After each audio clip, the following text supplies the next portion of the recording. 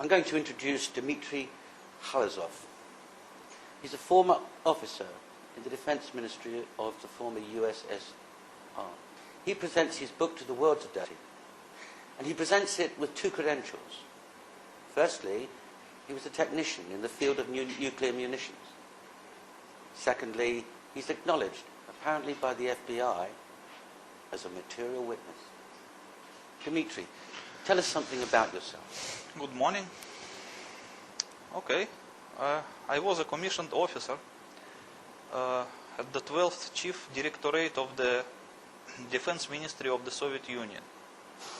And the 12th Chief Directorate was an organization responsible in the Soviet Union for nuclear testing and technical maintenance of the entire nuclear arsenal of the state.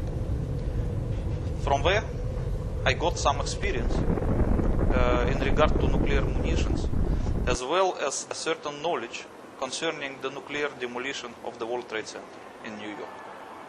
Well, let's come to that, Dimitri. Do you have anything to identify yourself as an officer in that directorate? Unfortunately, I'm not at my home in Russia now, and most of the documents are at my home. I might have a few. You know, one of my photographs, the color photograph in the military uniform, is in the book. And I have another couple of photographs. This is you in the uniform of the 12th Directorate. Okay, let me explain it to you.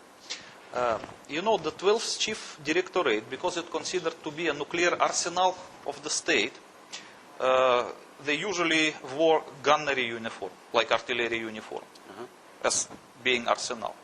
But I used to serve in some smaller department of the 12th Chief Directorate, which they call Special Control Service. Otherwise, it's nuclear intelligence. And in that particular department, they wear aviation uniform. That's why my uniform is like a pilot uniform. You know, that this was tradition from the beginning of this service, because the first nuclear explosions, the first nuclear tests were in atmosphere. That's why the control service use airborne flying laboratories based on some cargo planes to fly and to collect data from atmospheric nuclear explosions. And since then they have the tradition of wearing the aviation uniform. So when the nuclear testing moved underground, they no longer need to use the flying laboratories, because they use some other means like seismic control. But the uniform is still remain. That's why it's an aviation uniform. So but it does not mean that I am a pilot. So this was a highly specialized unit? Yes, yes. It's not actually a unit, it's quite a big organization which has a lot of military units of its own. It's like a network. And within that unit, what was your job? When I studied in the military college, I was released as a communication engineer. And I was appointed as an officer within the 12th Chief Directorate first, and then transferred to the Special Control Service, where I used to serve about 5 years. And my position was a chief of shift, which was responsible for receiving and collecting data from the periphery laboratories concerning nuclear explosions. And my duty was just to, how to say it? I was like a chief of the shift. And my duty was to collect the things and to pass it to the operational officers, and to superiors. That's a very responsible position. Yes, it's a very responsible position, because all the, how do you say, recognition of the nuclear test of the enemy of the USSR actually come through my hands. I was the chief. I understand. Where were you born? Let's talk about your early time. I was born in some small city near Moscow, about 40 kilometers from Moscow, named Golitsino. This city still exists. Mm-hmm. And when did you leave the service? At the present time? Yeah. I live in Bangkok, Thailand. No. When did you leave the service of the Soviet? I quitted this military service at 1992, at the time of the dissolution of the Soviet Union. So it means about the time when the Soviet army ceased to exist and it was recreated as a Russian army or Ukrainian army or whatever other armies. At that time I just decided to quit the military service whatsoever. Understood. But during that 5 years in that special unit, Yes. you're interfacing both with technicians exploding nuclear devices underground, and you're interfacing with senior officers with the data from those tests. Isn't that right? Yes, because the 12th Chief Directorate was the organization primarily responsible for nuclear testing of the Soviet Union. I knew a lot of officers who were involved in that, and I was friendly with many of them.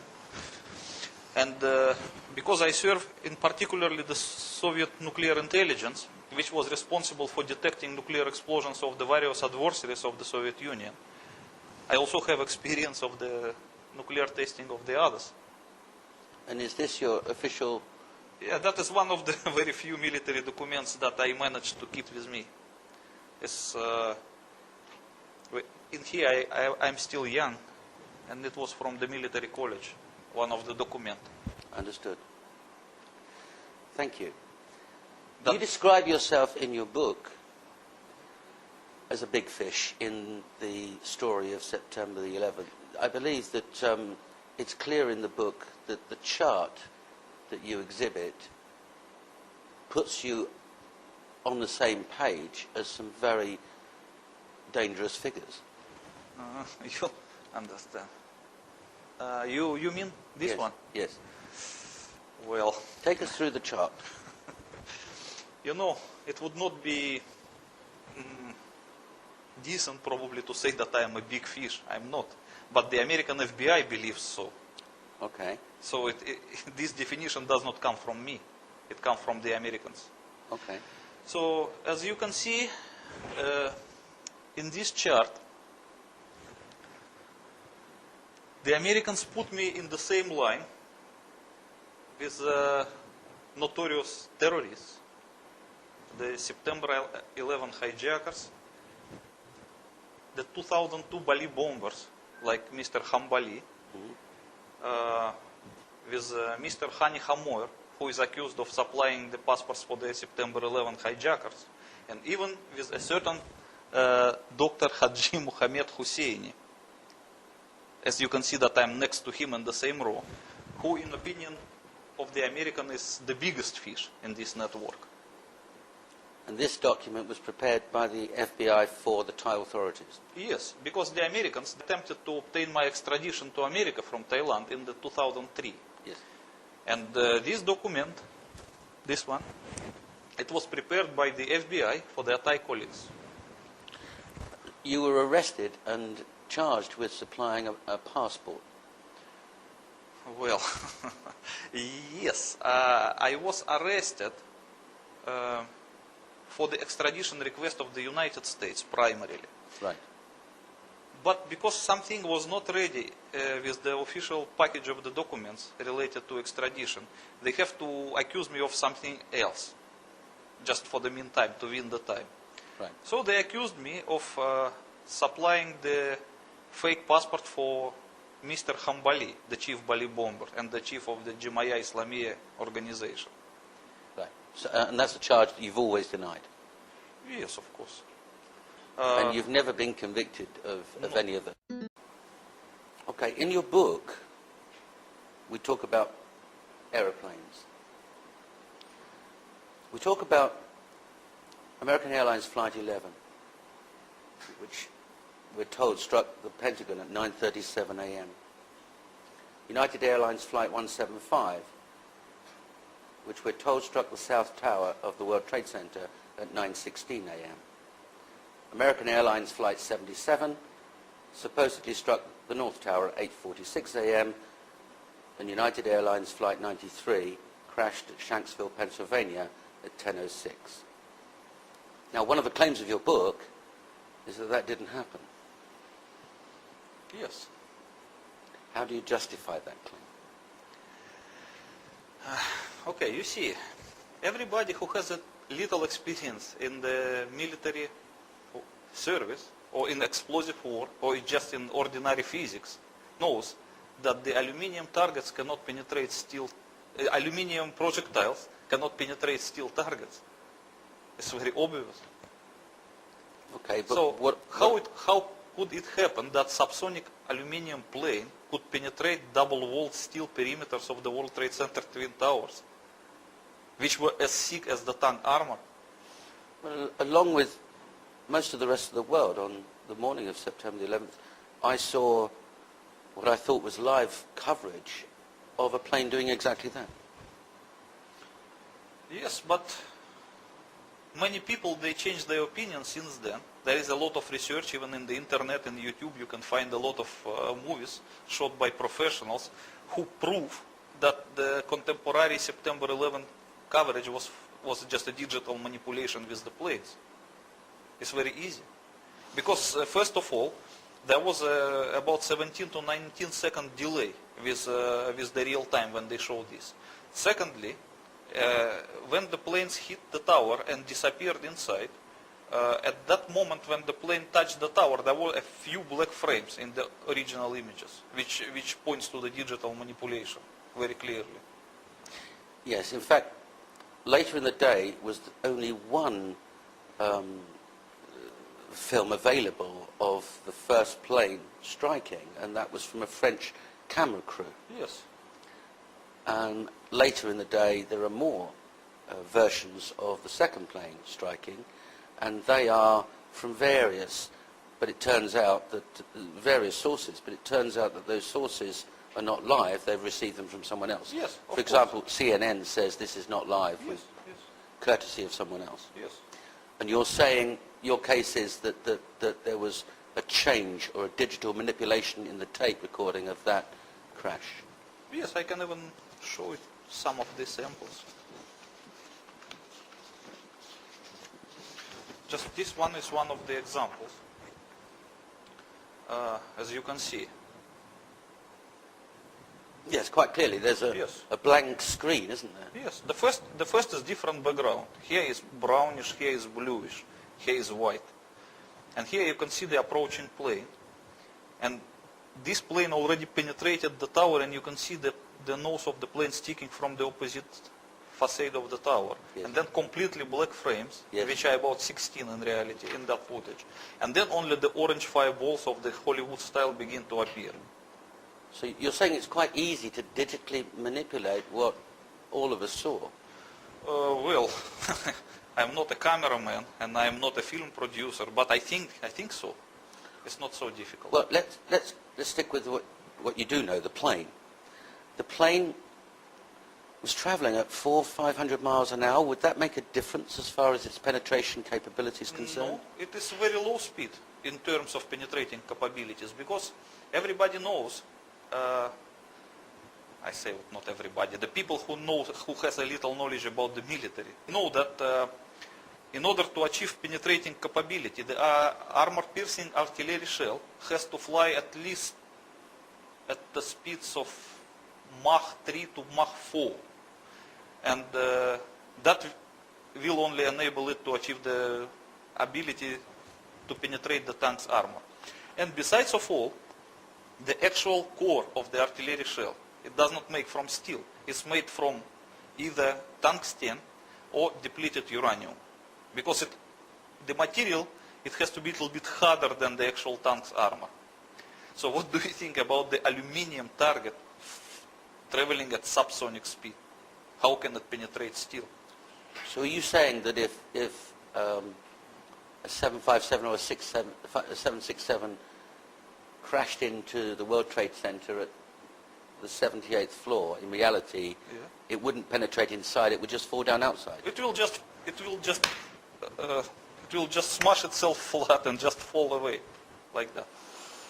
Because it's aluminium.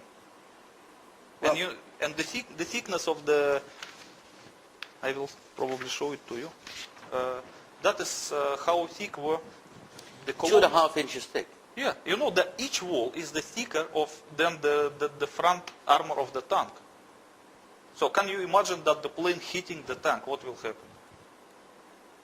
The tower is twice as thick as the tank. And the engines? The engines are 6 tons each of steel, titanium? Yes, but they are still hollow. They cannot be compared with the armor-piercing shell. They will just still smash it flat and fall away. It's not technically possible to penetrate steel target using a subsonic aluminum plane. Okay, and this very telling film that we've seen of the plane penetrating the tower, going through the external wall, going through the central core, and the nose appearing on the other side, outside of the tower, apparently intact. Yes. We're saying that you're saying that your position is that's impossible. Yes, it is impossible. Firstly, because as you can see, the columns, they were positioned at the perimeter and at the middle. Yes. And in order to penetrate the 2 facades, you have to penetrate at least 4 rows of double-walled columns. It means 8 walls. Each of them as thick as the tank armor. Besides of all, as you can see from this drawing, the second plane is supposed to penetrate tower under some angle. Yes. Over the corner. Yes. Not from one facade through the other facade. It should not even touch the core of the tower. It should go through the corner. As you can see the propagation of fireballs yes. as from the available movie. You can see also in this movie. So it is not possible to achieve this penetrating capability as shown in this picture when the nose of the plane stuck from the opposite facade. It is not possible because it does not correspond to the actual angle of the impact. Understood. So of course all of it points to digital manipulation.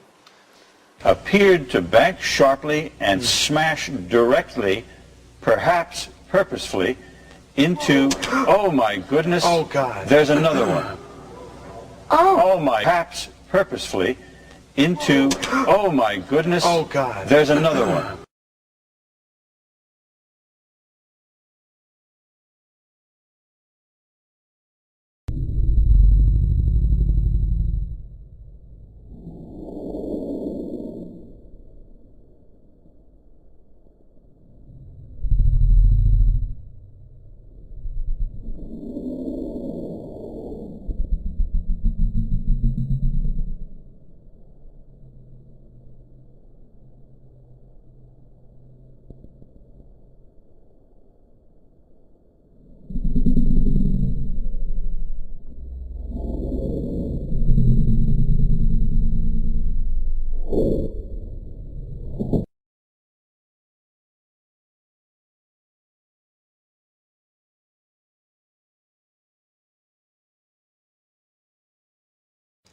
Don Daler, ABC's Don Daler, who is on the scene. Don, just give me some description again of what you can see now.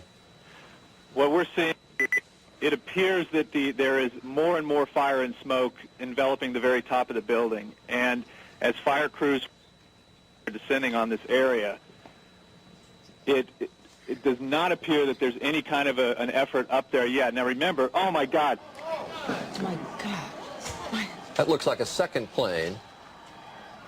Terrible. I did not see a plane go in. That just exploded. I did not see a plane go in. That just exploded. I did not see a plane go in. That just exploded. I did not see a plane go in. That just exploded. We just saw another plane coming in from the side. You did.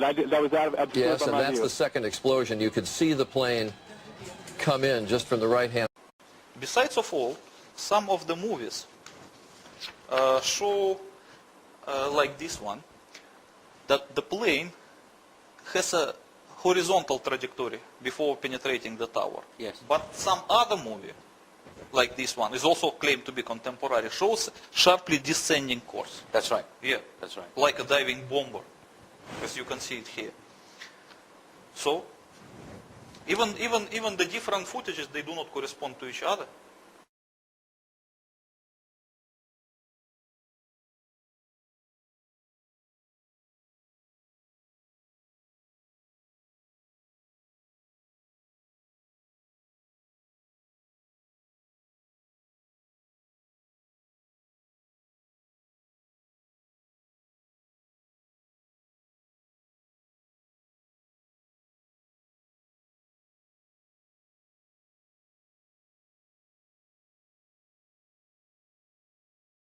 Okay, All but- of it points to digital manipulation. Besides, the most important is probably this. We can better see it here.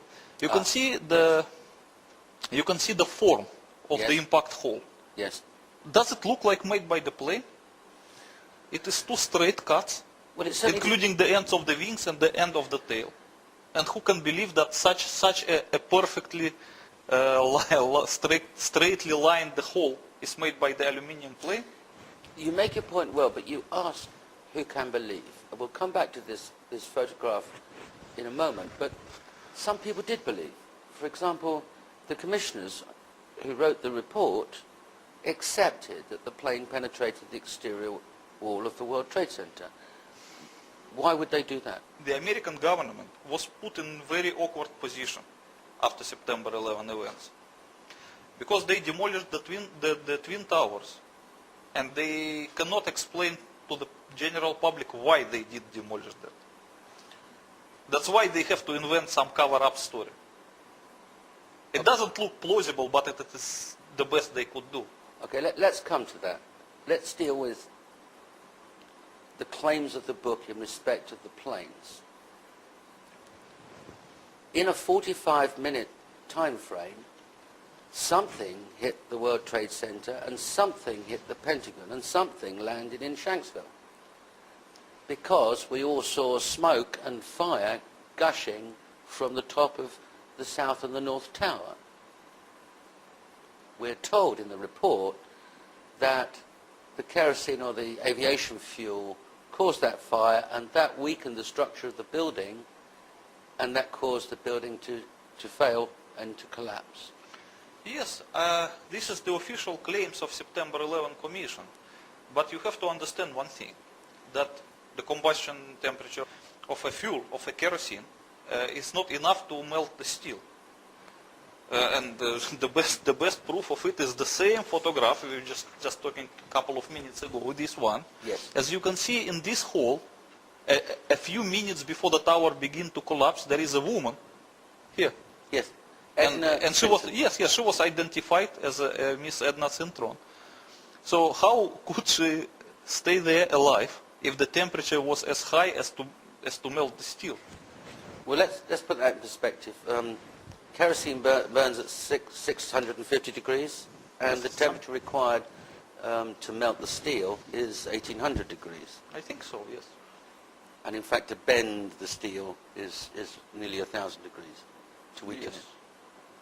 So, if it wasn't the fuel from the planes and them having ignited aluminium, what was it that caused those incredible fires which we're told weakened the structure of the building? You know that actual fires in the building, they had nothing to do with the tower collapse. The tower collapse was caused by something different than the structure, because as you can see, by the time that the towers begins to come down, the fire was almost over. Okay, well, Because all kerosene which supposed to be from the plane was already burned out by the time. because if there was a plane, the kerosene would have burned very quickly. Even it was the plane or the kerosene was put there in the barrels, it doesn't matter. It was burned out by the time. So by the time the tower began to collapse, the kerosene was no longer available. Okay. And first of all, and don't forget that the tower that was hit first by the plane collapsed second, Yes. and the vice versa. Yes. In fact, the South Tower was hit at 9:16 and collapsed at 9:59. Yes, The North Tower was hit first at 8:46 and collapsed at 10:27. yes. Let's go on to the Pentagon. The extraordinary claim in the book is that the Pentagon was attacked by a missile. Yes. In fact, you identify exactly which missile it was. Yes. It was the Soviet-made Granit missile. Tell us about this missile. Okay. I may have a picture of it. Oh, you better see it here. You can see. This is the picture of this missile while still at the factory. And you can even see the the red banner behind it, which says glory to the Soviet working class. Yes. That means it's still from the Soviet time. And this picture seems to be illegally taken because it was a top secret weapons and no picture was available. Okay. But okay, we have good luck that we have it. As you can see, that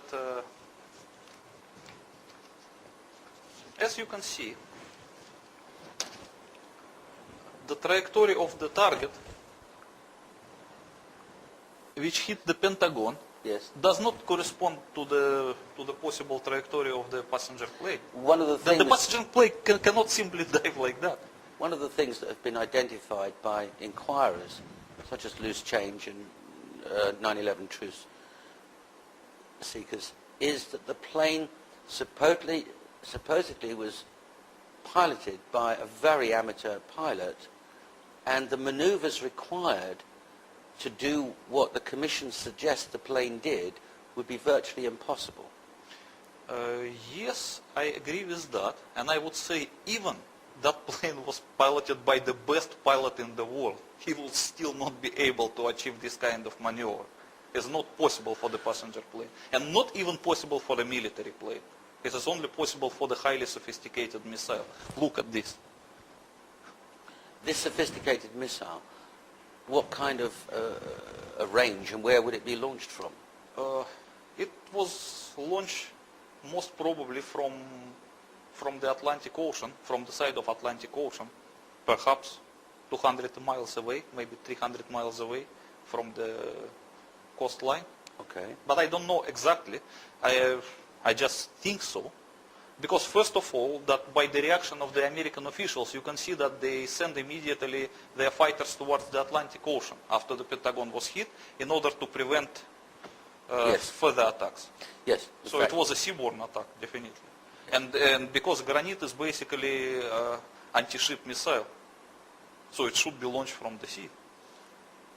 Okay. And even you can see by the way it approached the Pentagon and hit it is the typical behavior of the anti-ship missiles, because it attempted to hit the Pentagon at the waterline level, which is very typical for this kind of missiles. Right. Without damaging the lawn or crashing into the ground No, or as bouncing. you can see at the lawn. This is another picture. Look at this one. The lawn is pristine. It's like you can Yes. play golf on it, even after the hit of the missile.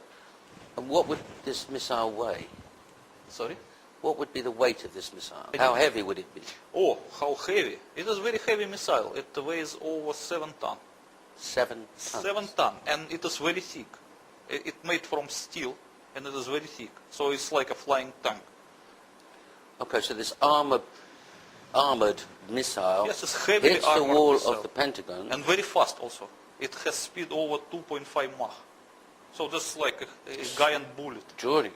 Yes. Extraordinary. So it hits the outer wall of the Pentagon. Yeah. The inertia takes it through the other side of that wall, Yes. ring A, Uh-huh. and then into ring B, out of ring B, Yes. into ring C, and then finally stopping at the other side of D. Yes, as you can see in this picture, it managed to penetrate at least 6 capital walls of the Pentagon. Which, And let's look at the exit hole. yes, with their holes. Yeah, look at this hole. Does it look like a hole made by the plane? Your position is that it couldn't be a plane, No, no way, and there definitely was this missile. of course. And what kind of warhead would the missile have? It was a standard warhead for this missile, a half-megaton thermonuclear warhead. Because this missile is the only nuclear missile. There is no ordinary warhead for this missile. It can only be nuclear, and it was nuclear. A thermonuclear warhead Thermonuclear, is launched from somewhere in the Atlantic at the Pentagon building and arrives. yes. Okay. And in your opinion, that's the only explanation. Yes. This is the explanation of the mechanics of the Pentagon attack, Yes. and also of the behavior of the US government. Ah. It explains everything. Okay. We'll come to the origins of the missile, because in your book you disclose where it's come from and when and how it got to be in the hands of people that wanted to attack the United States. But let's talk for a second about the total events, the chronology. Within 45 minutes, 2 explosions, they say planes hitting, you say explosions at the World Trade Center, a missile attack on Washington, and then a short time after that, a plane crashing in Shanksville, Pennsylvania.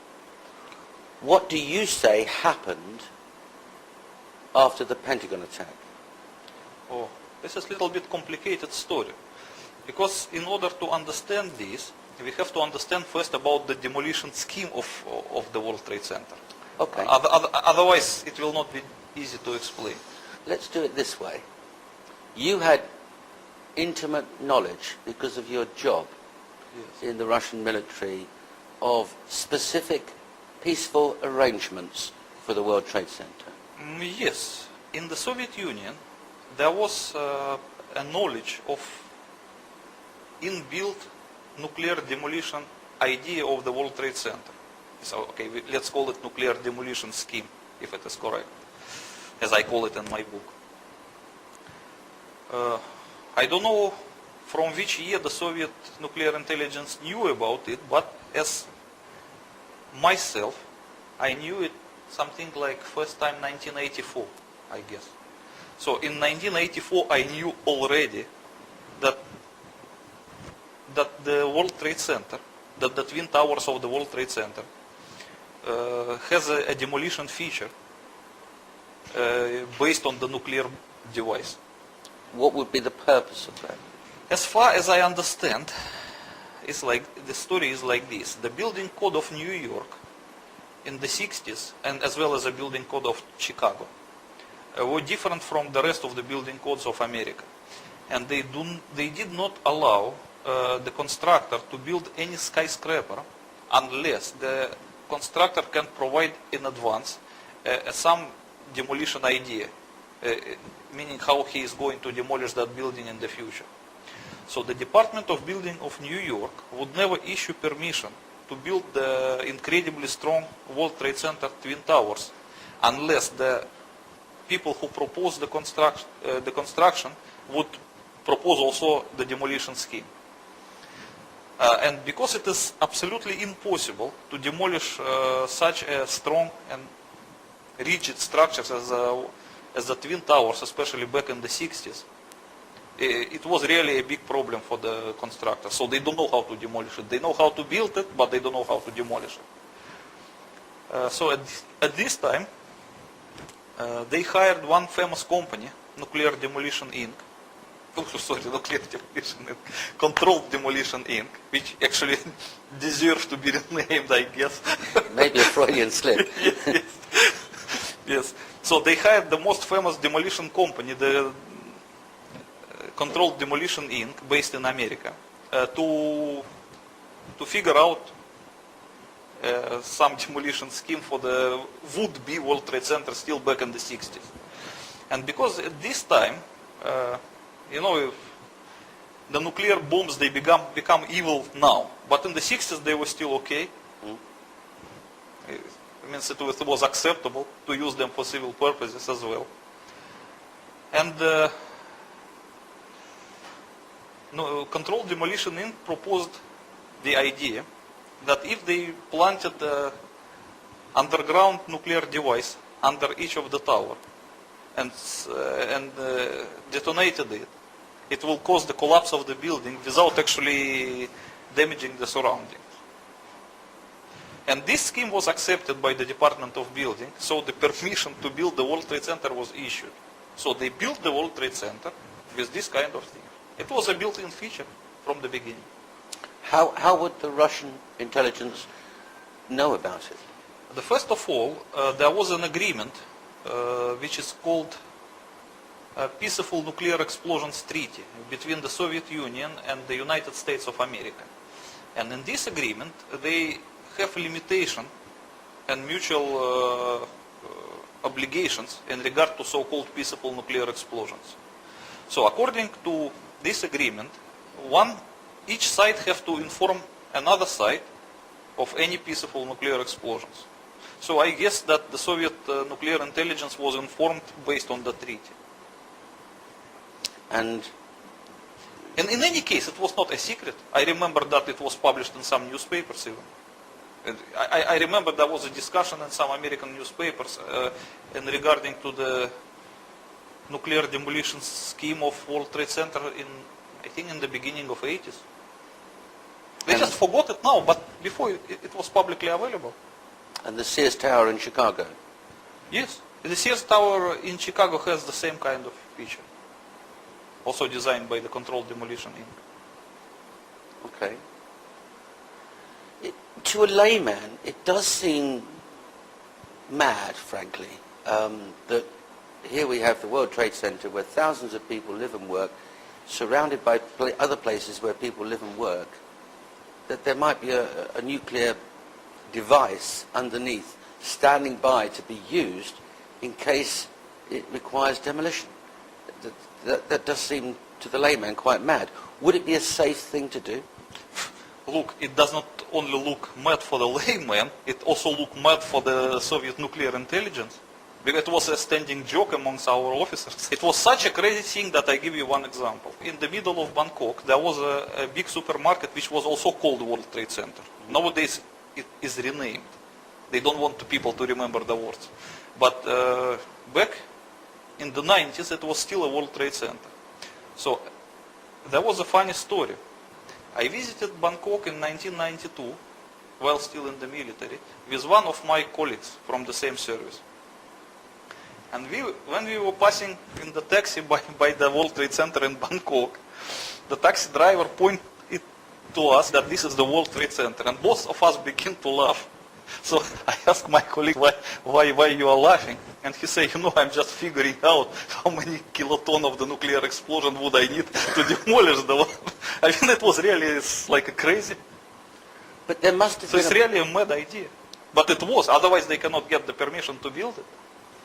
But there must have been a reason for peaceful nuclear demolition treaty to be agreed between the Russians and the Americans.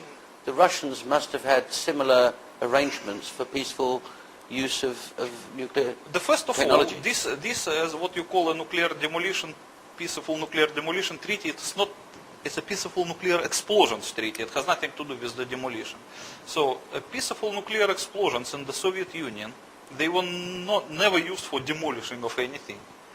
They were primarily used for making lakes, artificial lakes, canals, tunnels, and gas holders. Because it's a perfect thing to make a gas holder, for example. When you detonate a nuclear explosion deep underground, it will create a cavity with the hermetic walls, which is represented by volcanic glass. And it is a perfect thing to keep gas under pressure. Yes. So like, for example, in the Soviet Union, the most of the peaceful usage of the nuclear explosion was to create a gas holders. But Americans, they decided to use it for demolition. And not tell the public. Of course not. But even though they did not tell it public, it was publicly available, because I remember there was a scandal in the beginning of 80s, because some guy who worked at the World Trade Center, he accidentally discovered a blueprint of the nuclear demolition scheme in the library, and he complained to some newspaper. It was really a scandal. I remember it. Now let's put your knowledge in the context of that period between 9:15 and 10:15 on the morning of September the 11th. Somebody calls Bush and the Joint Chiefs of Staff and says, we've got 2 explosions in the World Trade Center, and we've got a Russian missile in the lawn of the Pentagon. Wouldn't the first thing they did pick up the phone to President Putin and say, have you lost a missile? Yes, of course, and they did it. As you can review the timetable of September 11 events very carefully, you will see that there were telephone conversations between Putin and Condoleezza Rice. Putin also tried to talk to Bush, but Bush was in the plane, so he was not available for conversation. Okay, so let's put it in context. America is under attack. Yes. Someone discovers that there's a nuclear device in the Pentagon. It's not exploded. No, it did not explode. Right. If it would explode, we will not see Washington today.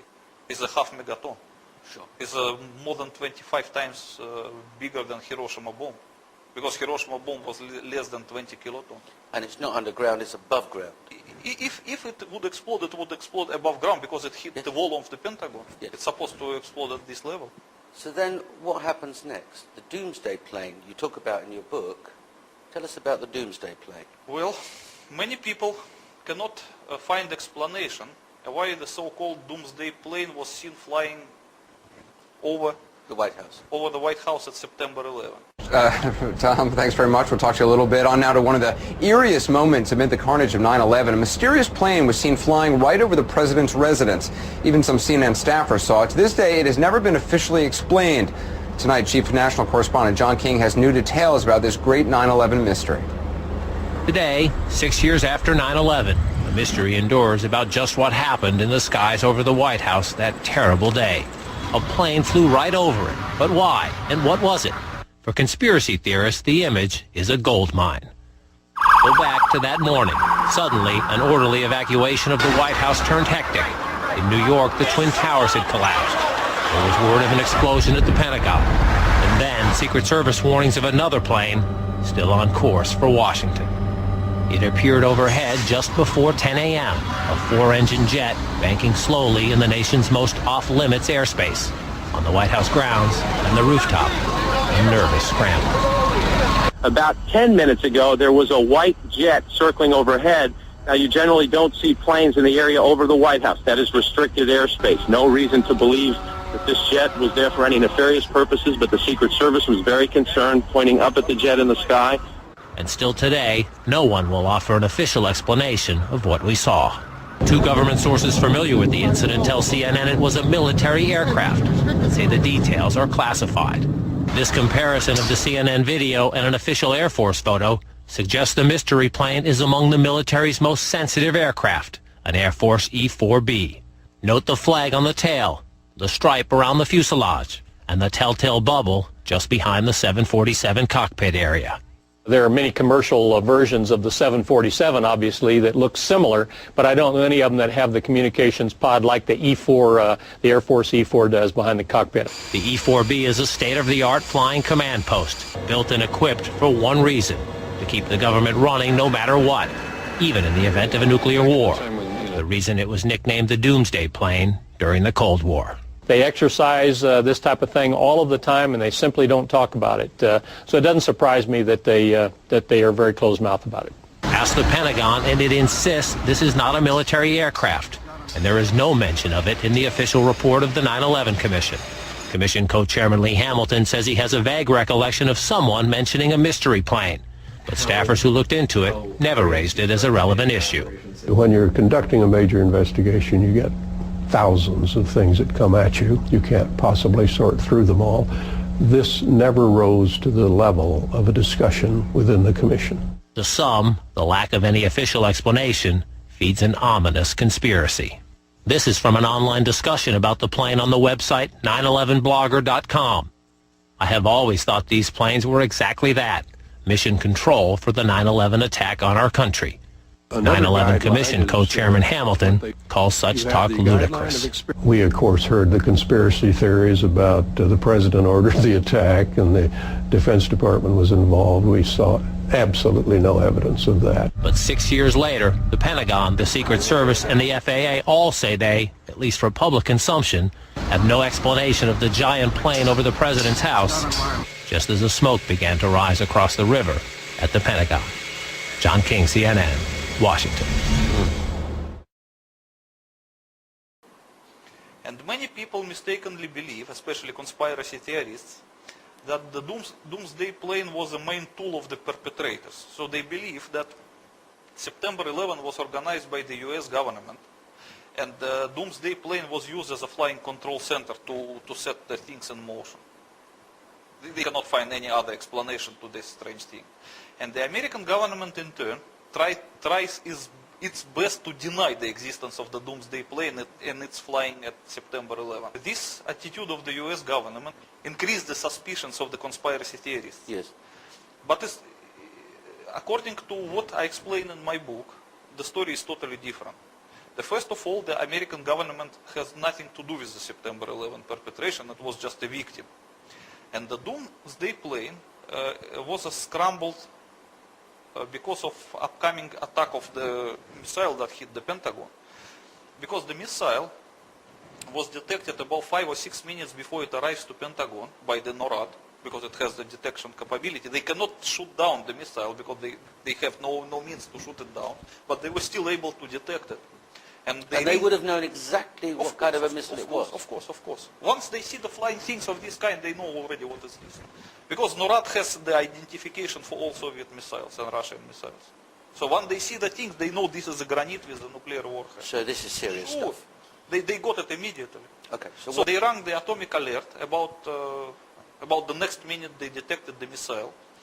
And at this time, the Doomsday Plane was scrambled from somewhere near Washington, and the other 3 Doomsday Planes somewhere else in the United States of America, because there were 4 of them, and 4 of them were airborne. And that's the first time in history that that's happened? When the planes were scrambled at the result of alert, I am not very sure. But I think so. Unless maybe they were just scrambled on some training exercise or whatever. But what I can tell you for sure, what was happened at the first time in America, is that the commander of NORAD, when he received notification of the atomic alert and the upcoming nuclear attack, immediately went from his unprotected command post to his protected command post, which is located in Cheyenne Mountain, Colorado. Mountains, yes. And once he arrived there, he ordered to close the steel anti-atomic doors, which looks like a safe door, as you can see in this picture. Yes. This is an incredibly thick door that can probably save this mountain from the nuclear explosion nearby. And this happened the first time in American history. Never ever happened before. No, this door has never been closed in the American history. This was the first time. Okay. What happened to the command structure? The president, the vice president, the speaker? As everybody who researched the timetable of September 11 probably remembers, that president was in Florida delivering some speech in elementary school or whatever. So he was not available. But the vice president, who was in the White House along with the Secretary of State Condoleezza Rice, were immediately taken by the guards to the anti-atomic bunker under the White House. And this is publicly available information. You can see it at the officially published timetable. And no one can explain why they should drag this person to the anti-atomic bunker. And the speaker is locked away. He's the third in line to the presidency. Excuse me? The Speaker of the House. The Speaker of the House was not dragged into anti-atomic bunker as fast as Vice President Cheney and Condoleezza Rice, but he was also ordered by the same guards to be urgently relocated to some other bunker outside of that area. Because according to the American contingency plans, they cannot keep all the top figures in the one place. They have to separate them into different places. But as you look at the timetable, he would have no chance. Because the time they were trying to take him out, the granite already hit the wall of the Pentagon that's supposed to produce a nuclear explosion. So probably only Cheney and Condoleezza Rice have chance to survive. Now, while this is taking place, this panic, orchestrated reaction to a nuclear attack, there are fires burning in buildings 1 and 2 and firemen trying to deal with those fires. You're saying that there is no way that the fires caused the collapse of the buildings. Of course. So those firemen running up the stairs and organising the evacuation of injured people have nothing to fear from collapse. They're there to put out a fire. Of course. Because firefighters just did their job. Yeah, we've got these firefighters who gets to the 78th floor and says, send up 2 lines. I've got 2 pockets of fire, but we need reinforcements to help evacuate these people. Yes. That means he reached the place of the impact and he evaluated the fire, and it was, in his opinion, not too dangerous. So there's nothing wrong as far as the structure of the building at that point is concerned? Absolutely. In your book, you suggest that at that point, or shortly before, the radio message from the fire chief, a decision was taken because of the presence of a thermonuclear warhead in the Pentagon to activate the demolition scheme of World Trade Center Building 1 and 2? Well, you know, at the time when I decided to write the book, I did not know this particular. So in my opinion, the American officials decided to press the red button to demolish the World Trade Center based on some false report that otherwise the tower will collapse on its own. So that, in my former opinion, it was that they pressed the red buttons in order to anticipate its accidental collapse. But when I completed the book, I get some advice from the people from the American FBI who read the book and express their opinion that it was not true, it was not the valid reason. Hang on, let's be absolutely clear on this. When you completed the book, Yes. you sent a copy of it to the Justice Department of Yes. the American Embassy. Yes. You also had informal conversations Yes. that led to an FBI officer answering you and saying what? And he read the book. Yeah, it was an informal conversation, absolutely informal. So he read the book, and what Yes. did he say? He said that it is not possible that the American officials would be that crazy to set the nuclear demolition scheme because of the fear of the tower's collapse, because the damage will be about the same if they are collapsing. Right. So they say there should be much more stronger reason that would convince them to do so.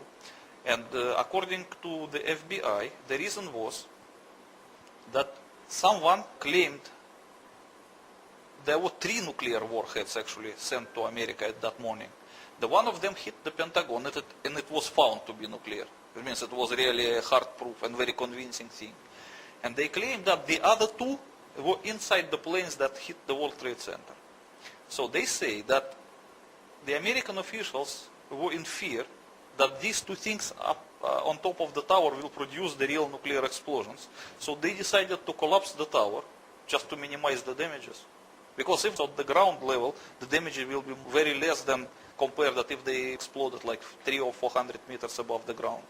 If they exploded at the level of floors 78 and 99, Oh, it will destroy the entire New York probably. Because it's a half megaton. so the unofficial response to your book was that it's accurate, or it's inaccurate, or it's accurate in some ways.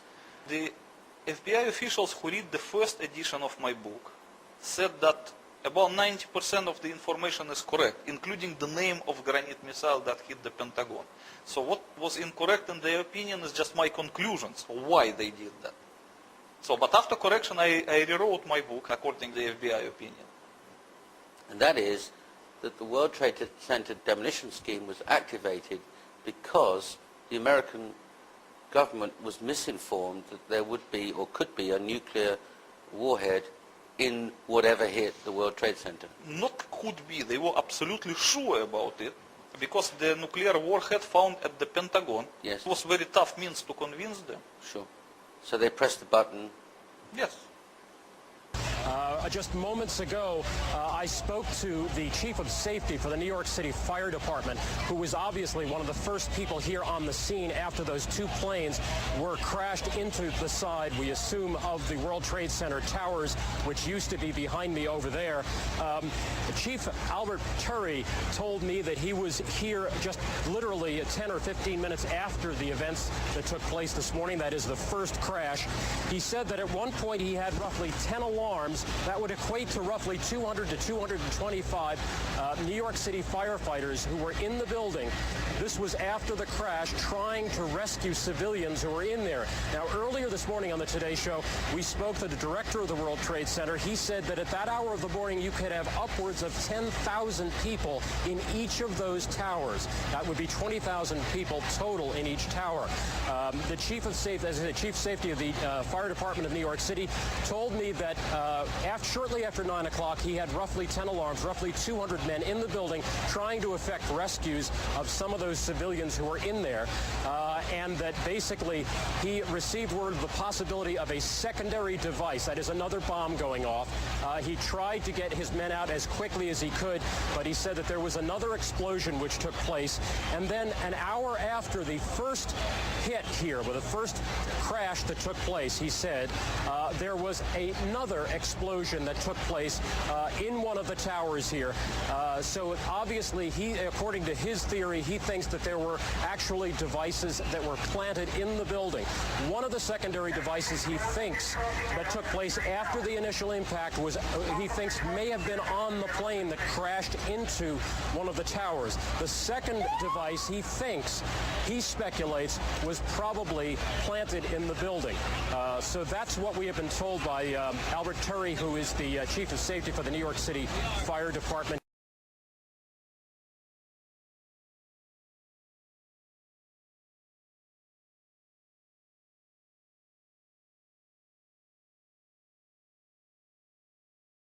One of the secondary devices he thinks that took place after the initial impact was, he thinks, may have been on the plane, may have been on the plane, may have been on the plane. One of the secondary devices he thinks that took place after the initial impact was, he thinks, may have been on the plane that crashed into one of the towers. The second device he thinks, he speculates, was probably planted in the building, planted in the building, planted in the building, planted in the building. So that's what we have been told by Albert Turry, who is the Chief of Safety for the New York City Fire Department. The Chief of Safety of the Fire Department of New York City told me that shortly after 9 o'clock, he had roughly 10 alarms, roughly 200 men in the building trying to effect rescues of some of those civilians who were in there, and that basically he received word of the possibility of a secondary device, that is another bomb going off. He tried to get his men out as quickly as he could, but he said that there was another explosion which took place, and then an hour after the first hit here, with the first crash that took place, he said there was another explosion that took place in one of the towers here. So obviously, according to his theory, he thinks that there were actually devices that were planted in the building, planted in the building, planted in the building, planted in the building.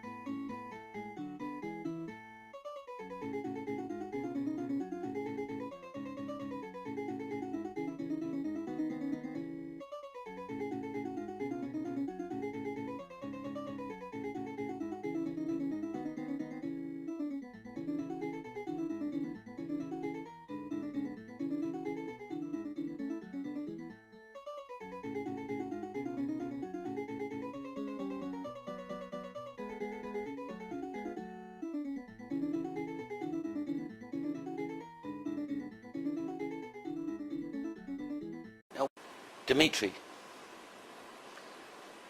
your book suggests that the American government exploded a nuclear weapon underneath World Trade Center buildings 1 and 2. Tell us, what happens when you press the button? Well, first of all, I want to say that this book does not suggest, it proves that the tower was demolished by the nuclear device. The second thing, that probably it is not correct to use the word weapons in regard to this explosion, because the weapons is the thing which is primarily intended to kill the people. But it was just a nuclear demolition device which has no status of weapons. I would say like this. But still, it was a nuclear device. Okay.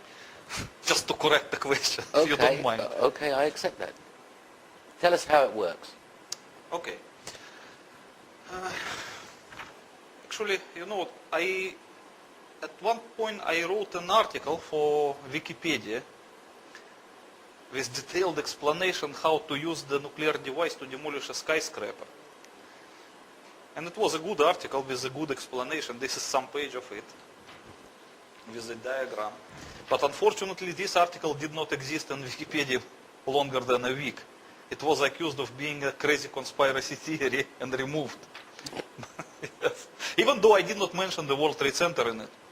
The history of this article is like this. Because I have a website and I have some visitors who requested me to write an academic-looking article for Wikipedia on nuclear demolition in general. So I wrote the article with detailed explanation, without mentioning September 11 or World Trade Center or New York or even America. I just only explained on purely technical terms how to use a underground nuclear explosion to demolish a skyscraper. So it means it was nothing, no politics, no conspiracies involved, just purely technical article. Still, it was accused of being 9/11 conspiracy theory and removed. Okay, I still keep it in another website. I made the copy of the Wikipedia article, so it is www.nuclear-demolition-wikipedia.com. So if anyone is interested, he can check it. And I will try to use the same explanation now. Okay, this is the... First of all, I have to explain what is the difference between atmospheric nuclear explosion and underground nuclear explosion. Because many people confuse them, and that's why it seems for them that if nuclear device was used to demolish the World Trade Center, then the devastation around should look like Hiroshima. Okay, I will explain why it should not be. Okay, let's make the difference. Okay, here we are talking about underground nuclear explosion. And here about atmospheric.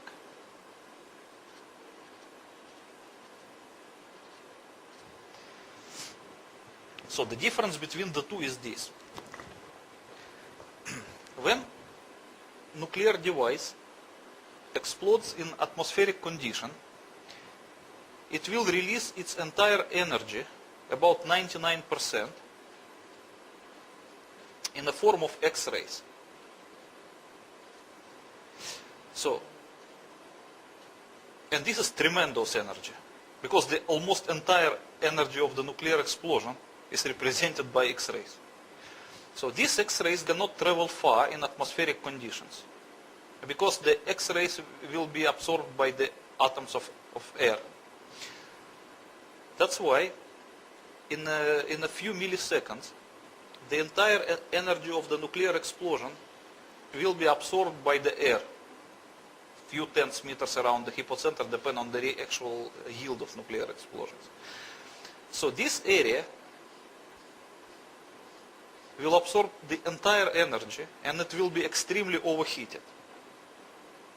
So it will look like a ball of plasma, very similar to our sun, orange color.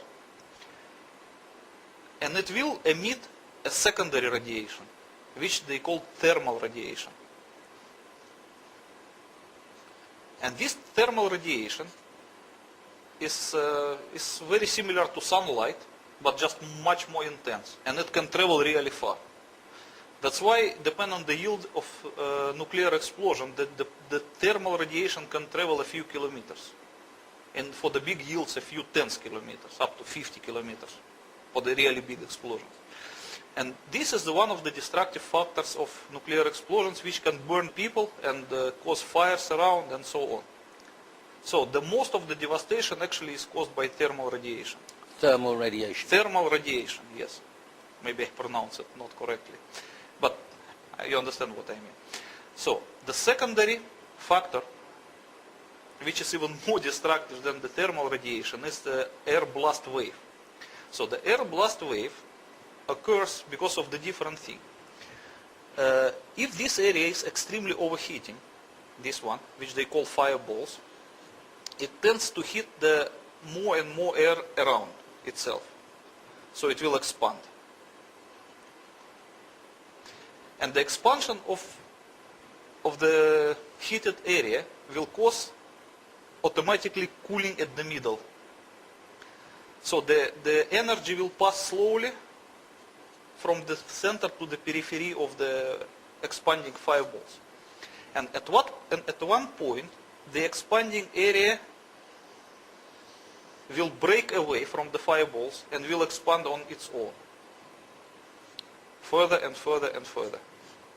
At this point, a so-called air blast wave would be created.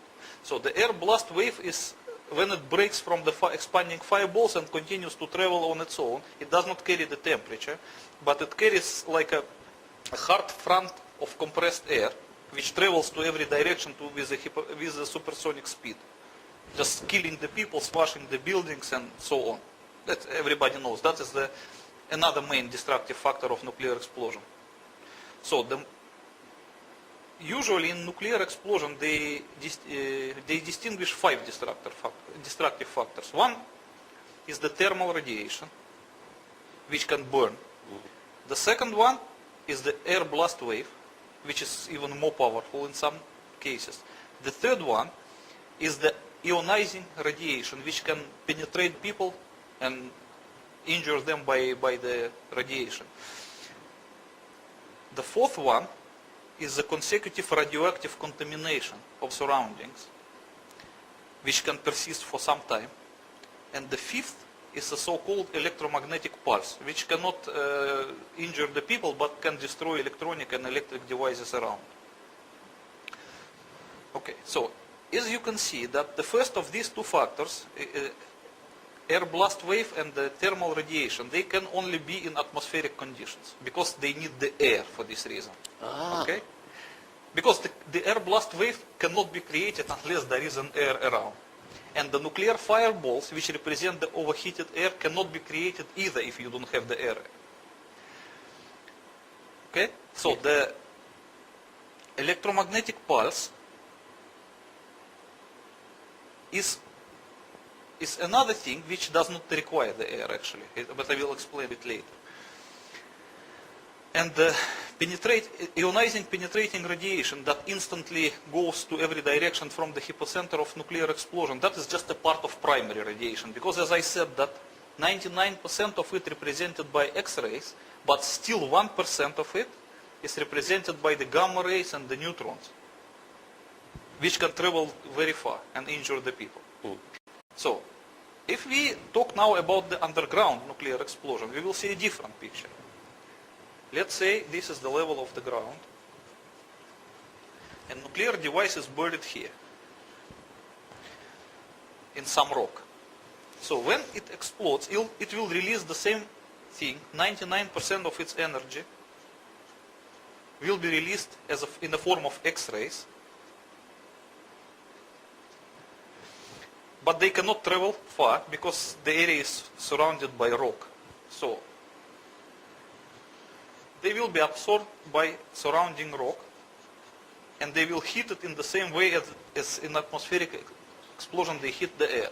These are fantastic temperatures. Yes, yes. So the rock immediately will be transformed into plasmatic condition. First it will be evaporated, but the temperature will be much higher than enough to evaporate, so it will also transform it into plasmatic condition. So the overheated rock will lose atomic structure, and it will no longer be material, it will be just a plasma. So eventually it will set like volcanic glass. It will no longer be a rock. But for the meantime, it will be in the form of plasma. So what will happen next? First of all, we have to understand that there will be no air blast wave and no thermal radiation in underground condition, because there is no air.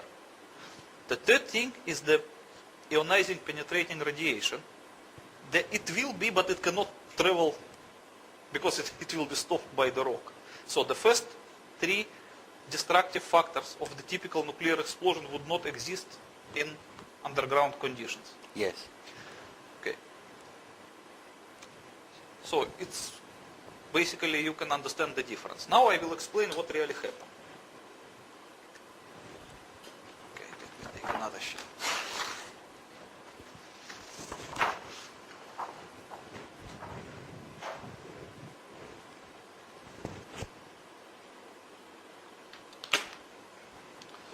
Okay, now we forgot about atmospheric nuclear explosion. Yes. We talk only about the underground one. So what happens when the underground nuclear device explodes? First of all, it will create a cavity around itself. Yes. And the cavity will be filled with evaporated rock. So that's a hole with a vapor which was rock inside. Yes. Let's say this is the former zero box, the former position of the nuclear device underground. And how far underground would that be? It depends. But in the case of the World Trade Center? Okay, I will explain it. Let me explain the mechanic first, and then okay, let's say that you can calculate the amount of the rock that could be evaporated by the nuclear explosion. So 1 kiloton of nuclear explosion can evaporate about 70 tons of dry granite rock.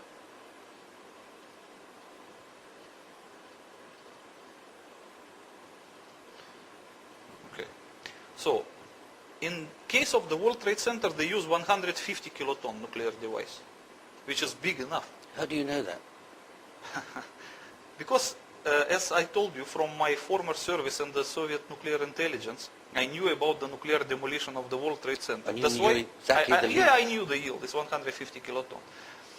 At first, and the second, that according to the peaceful nuclear explosion treaty, there was a limitation. You could not use more than 150 kiloton for. Oh, so that's the largest allowed. Yeah, the largest allowed by the treaty. So that's by 2 ways I can prove it. Okay, so 150 kiloton could evaporate enough granite rock to create a cavity of 100 meter in diameter.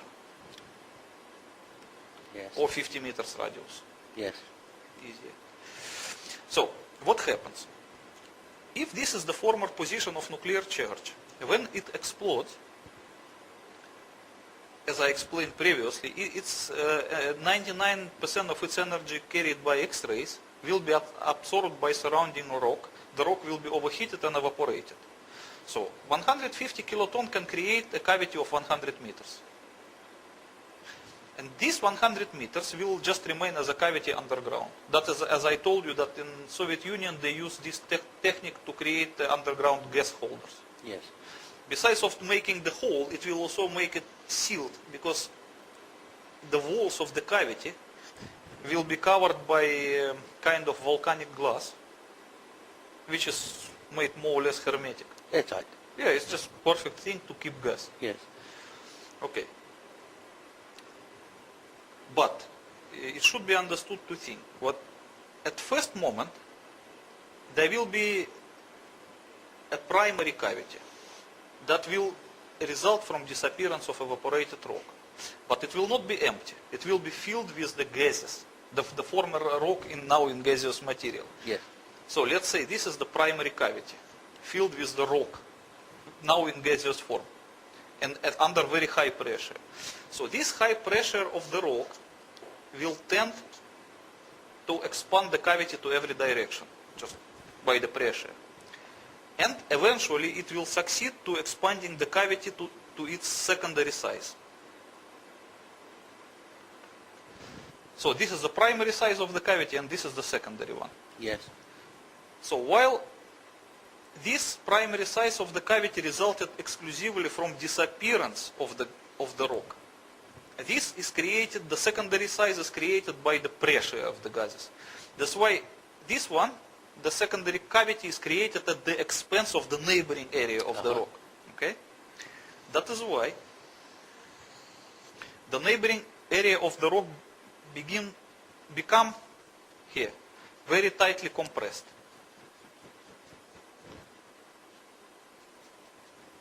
Yes.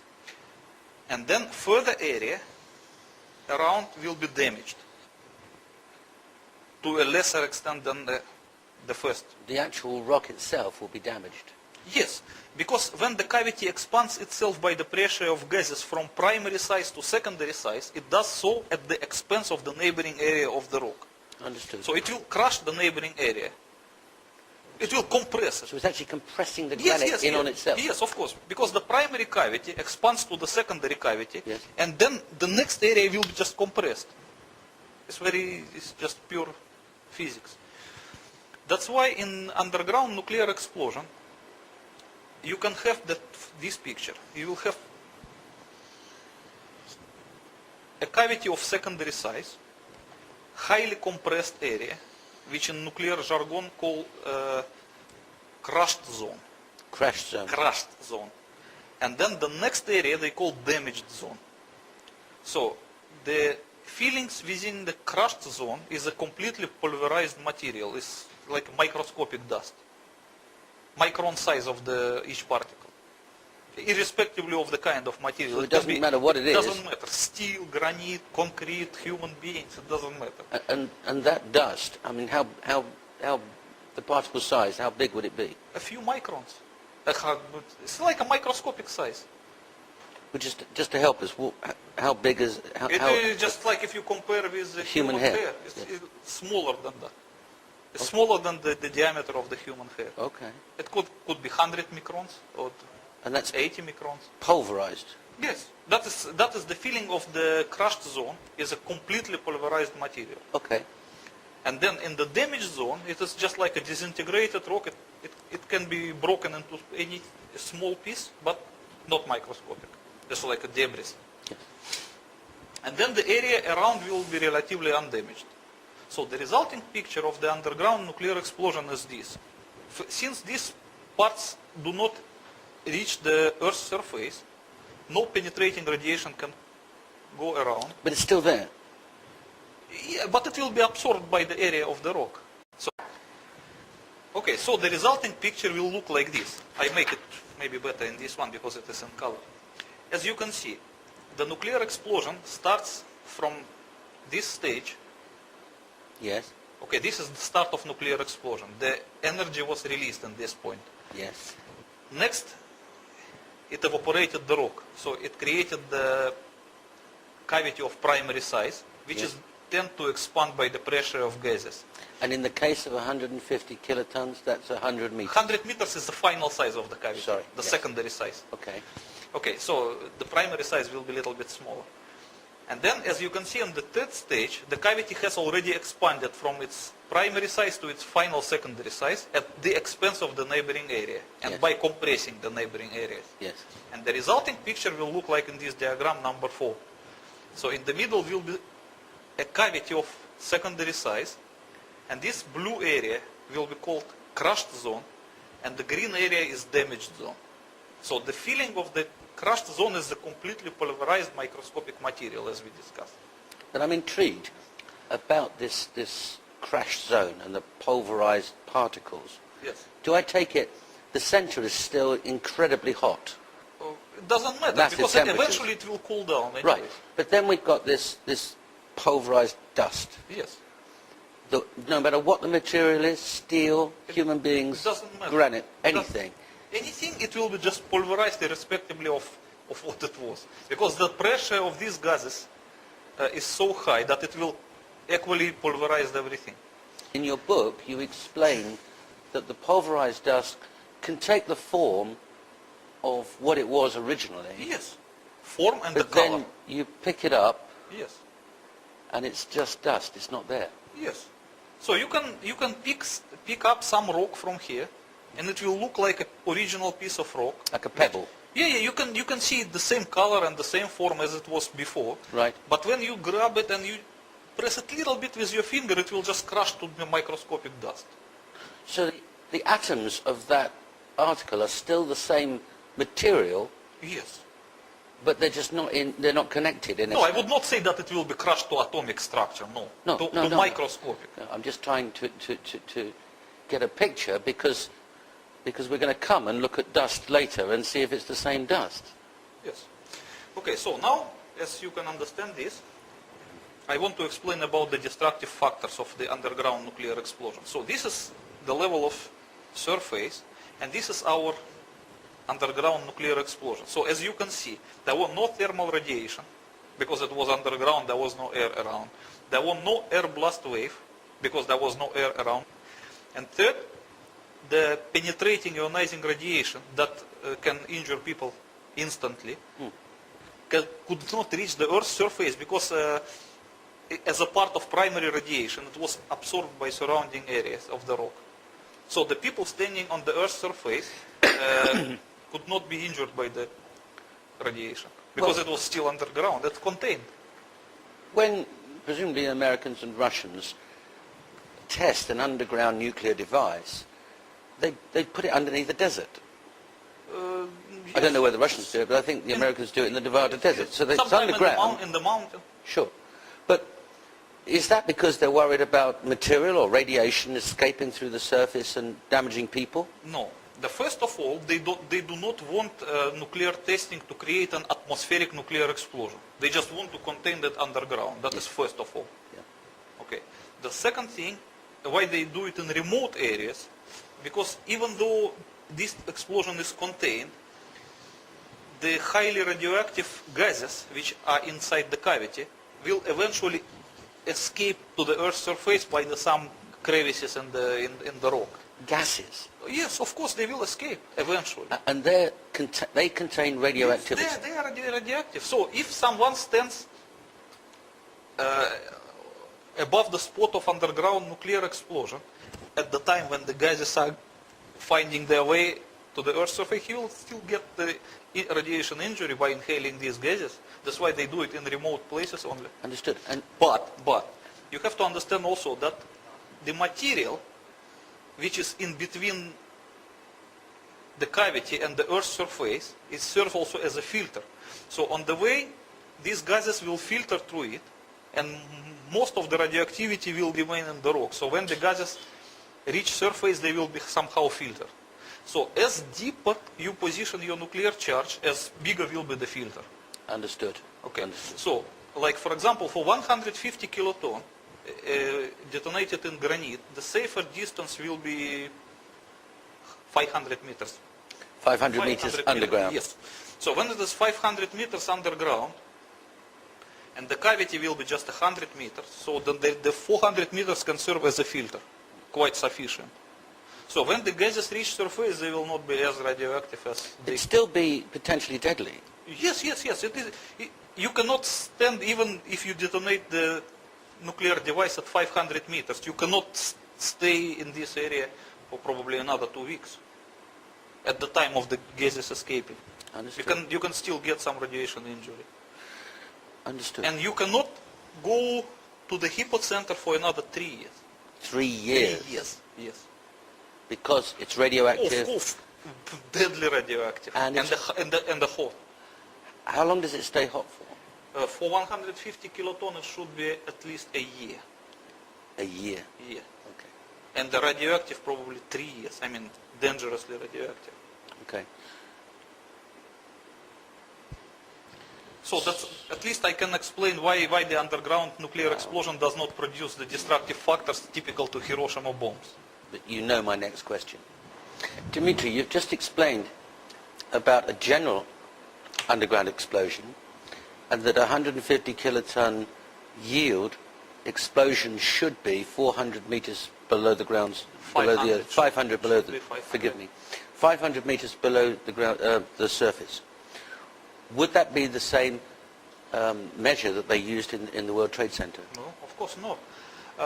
What I explained to you, that was a typical safe distance for underground nuclear test, but not for the demolition.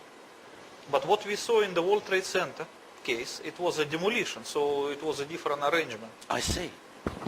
Okay, I will try to explain it to you. The World Trade Center was positioned like this. This is the ground level. So the tower was built in that way that it went below the ground 27 meters. Yes. So the lowest underground floor of the Twin Tower was positioned 27 meters below the Earth's surface. Yes. So in order to demolish it, you have to position the nuclear charge at 50 meters below the lowest floor of the tower. Exactly 50 meters. Exactly 50 meters, because 150 kiloton explosion in granite, as I explained to you, produces a cavity of 100 meters. So if the radius is 50 meters, it is exactly the right position, so that the upper sphere of the cavity will never reach the Earth's surface, but it will reach the underground foundation of the tower. So the tower will supposed to lose its foundation and just sink into the cavity and melt there, because of the temperature after a nuclear explosion is extremely high. Yes. It's enough to melt the entire 400 meters of the tower in just 100 meters cavity. It's just like a pot and a bar of ice cream. So that was the demolition idea. That's why they position the nuclear charge, if measuring from the Earth's surface, is 77 meters. Not 27 meters here and 50 meters here. So altogether, from here to here, is the 77 meters. Exactly. Exactly. And 100 meters wouldn't work? It would not work, because the upper end of the cavity would not reach the foundation of the tower. I understand. And that's, they intended it to be exactly like this.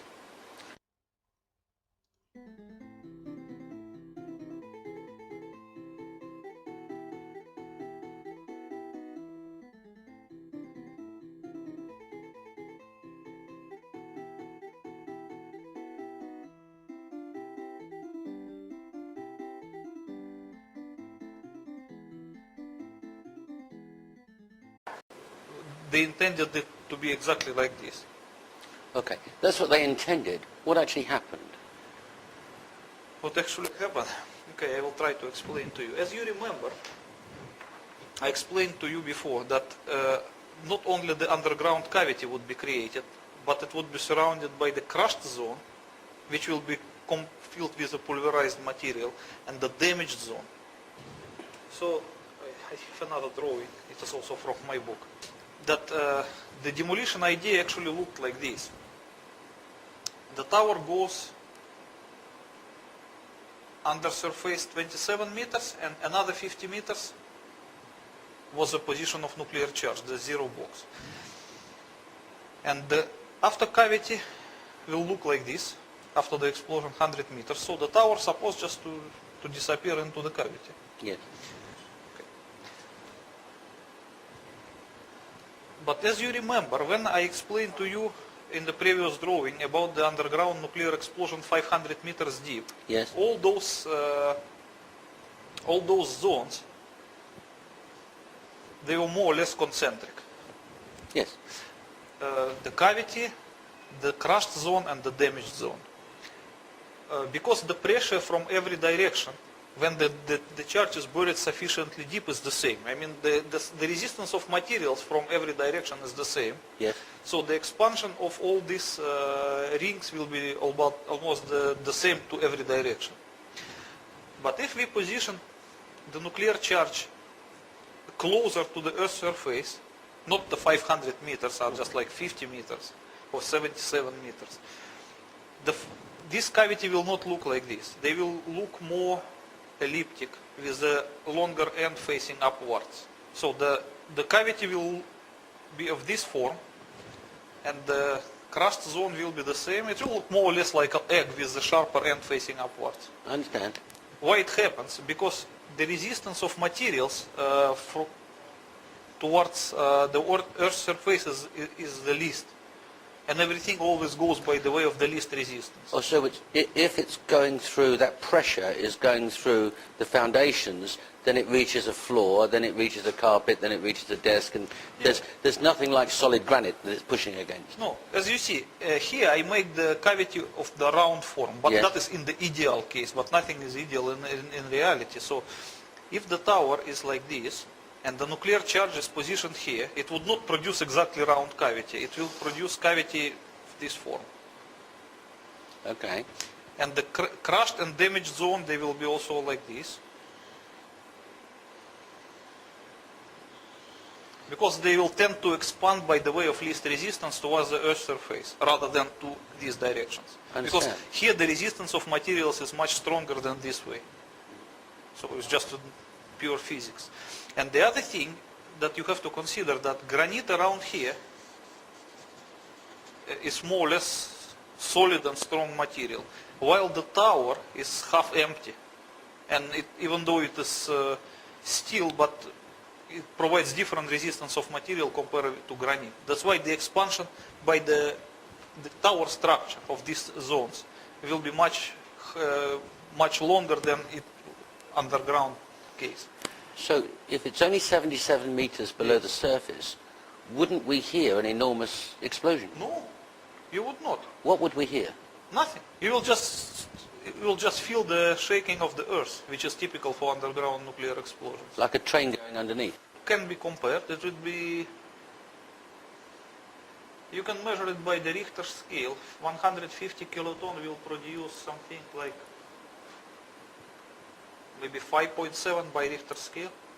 It's enough to feel. So when the fire chief, when the fireman testified when he left the Marriott Center and felt the ground shaking, yes, and then looked up and the South Tower was coming down. Yes, that is very reasonable explanation, because you know this expansion of these zones towards the tower structure took a few seconds, because once the nuclear explosion happens, at this time the earth was shook like earthquake, and then the pressure of gases begin to expand the cavity and to create these zones which will continue by the tower structure.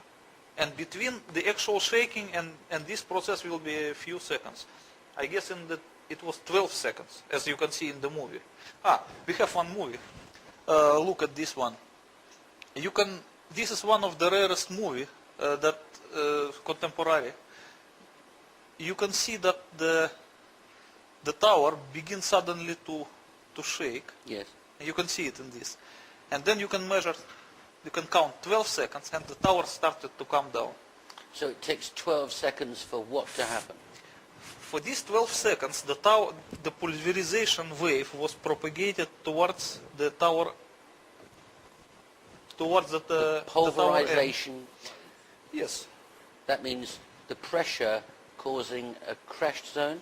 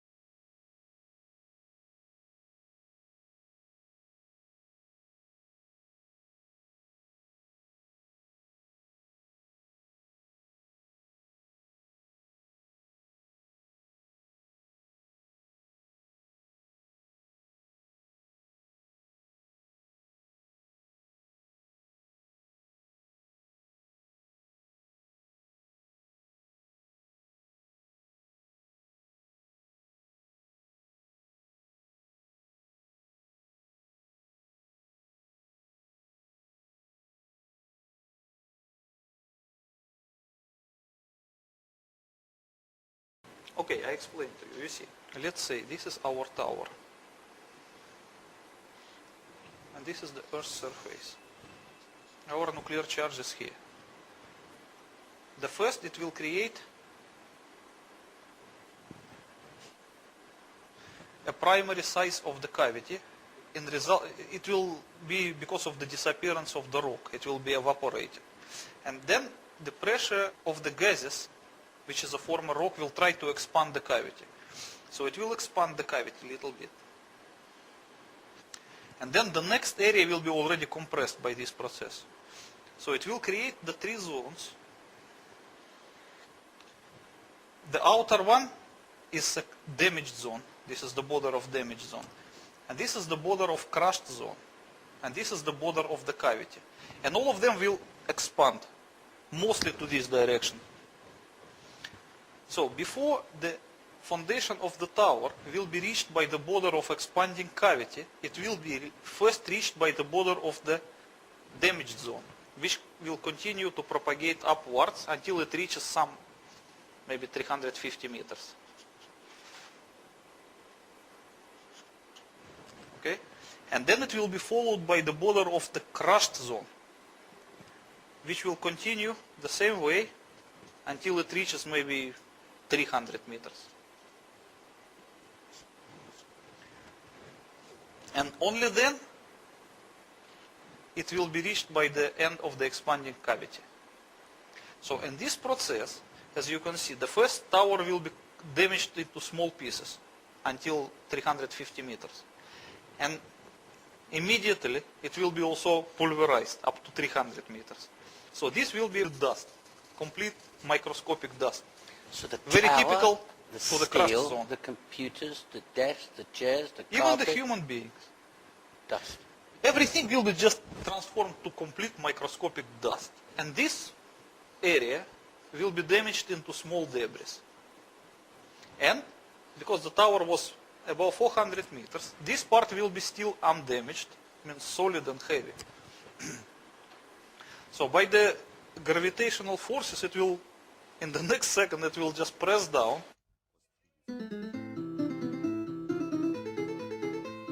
So when we saw the tower collapse, Yes. and it cascaded out of the sides with that dust. Yes, as you can see at the movie, when the tower started to collapse, at first point it scattered some debris.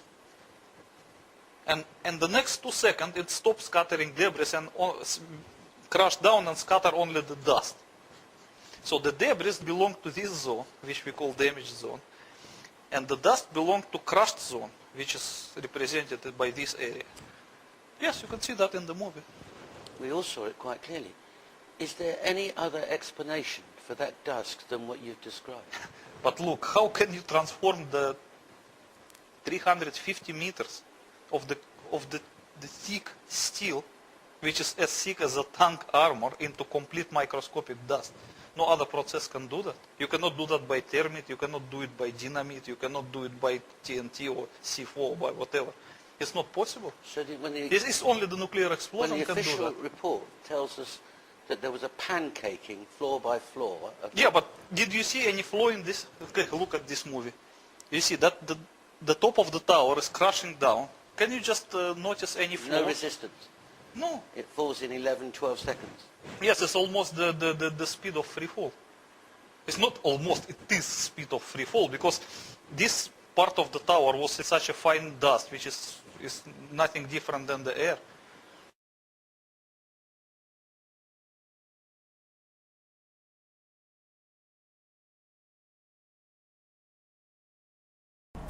The Sears Tower in Chicago has been evacuated, and we continue to check on the circumstances there. The Pentagon, the State Department, and the White House have been evacuated in Washington as well. The president has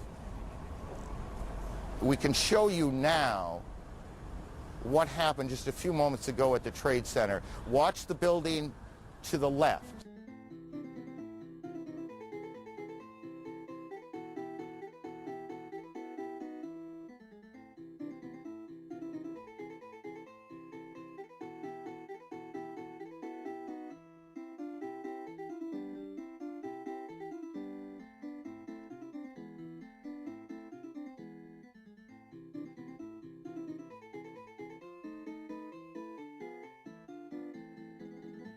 So is the net effect of what we saw and what we see your proof that that was a nuclear device? Yes, of course. It was a nuclear device. Otherwise, why they call it ground zero? An interesting idea. Tell us about, the book expands in some detail, but tell us about Ground Zero. Okay. Many people forgot what the Ground Zero used to mean before September 11. But I think it's a good time to remind them.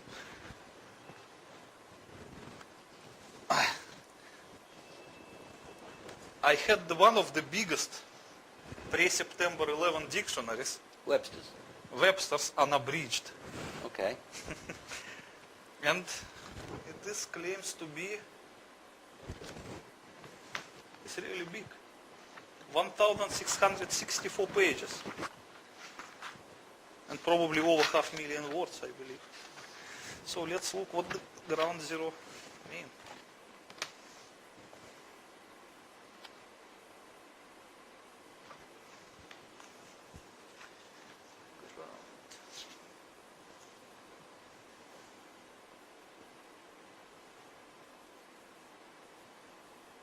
No, this is the one.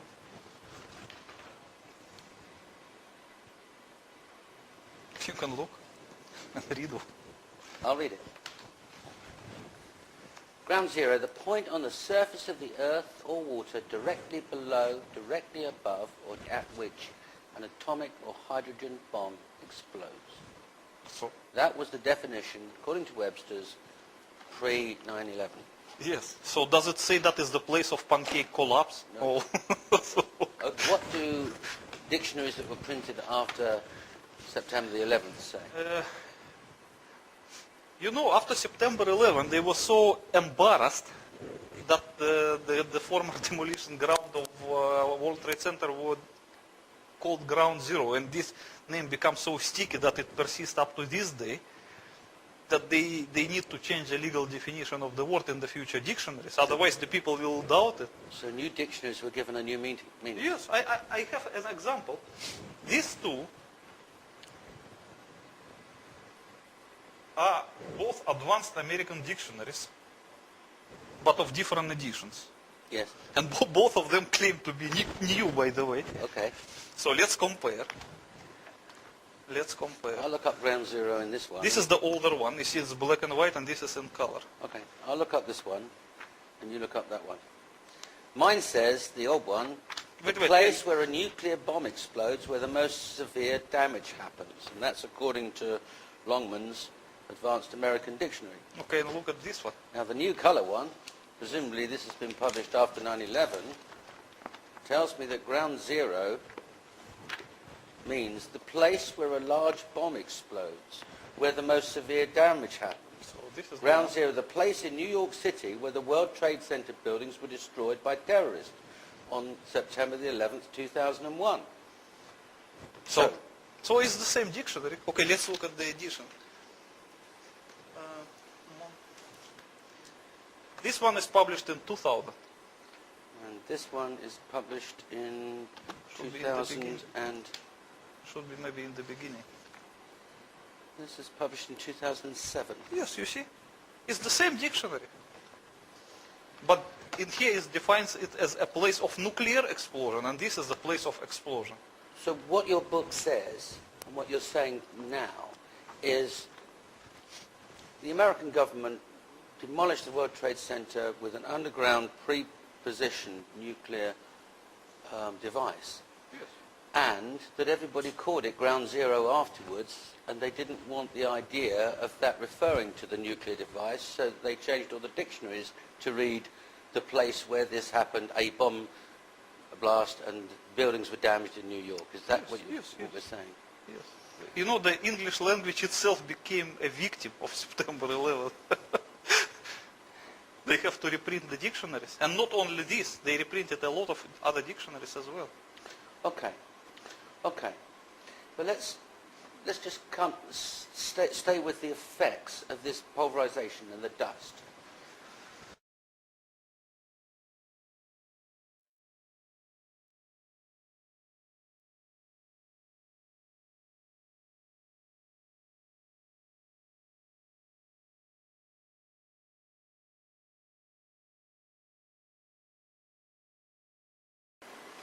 Dimitri, this dust, this pulverized dust, is it radioactive? You are talking about the dust which the tower was... That covered Manhattan? No, it is not.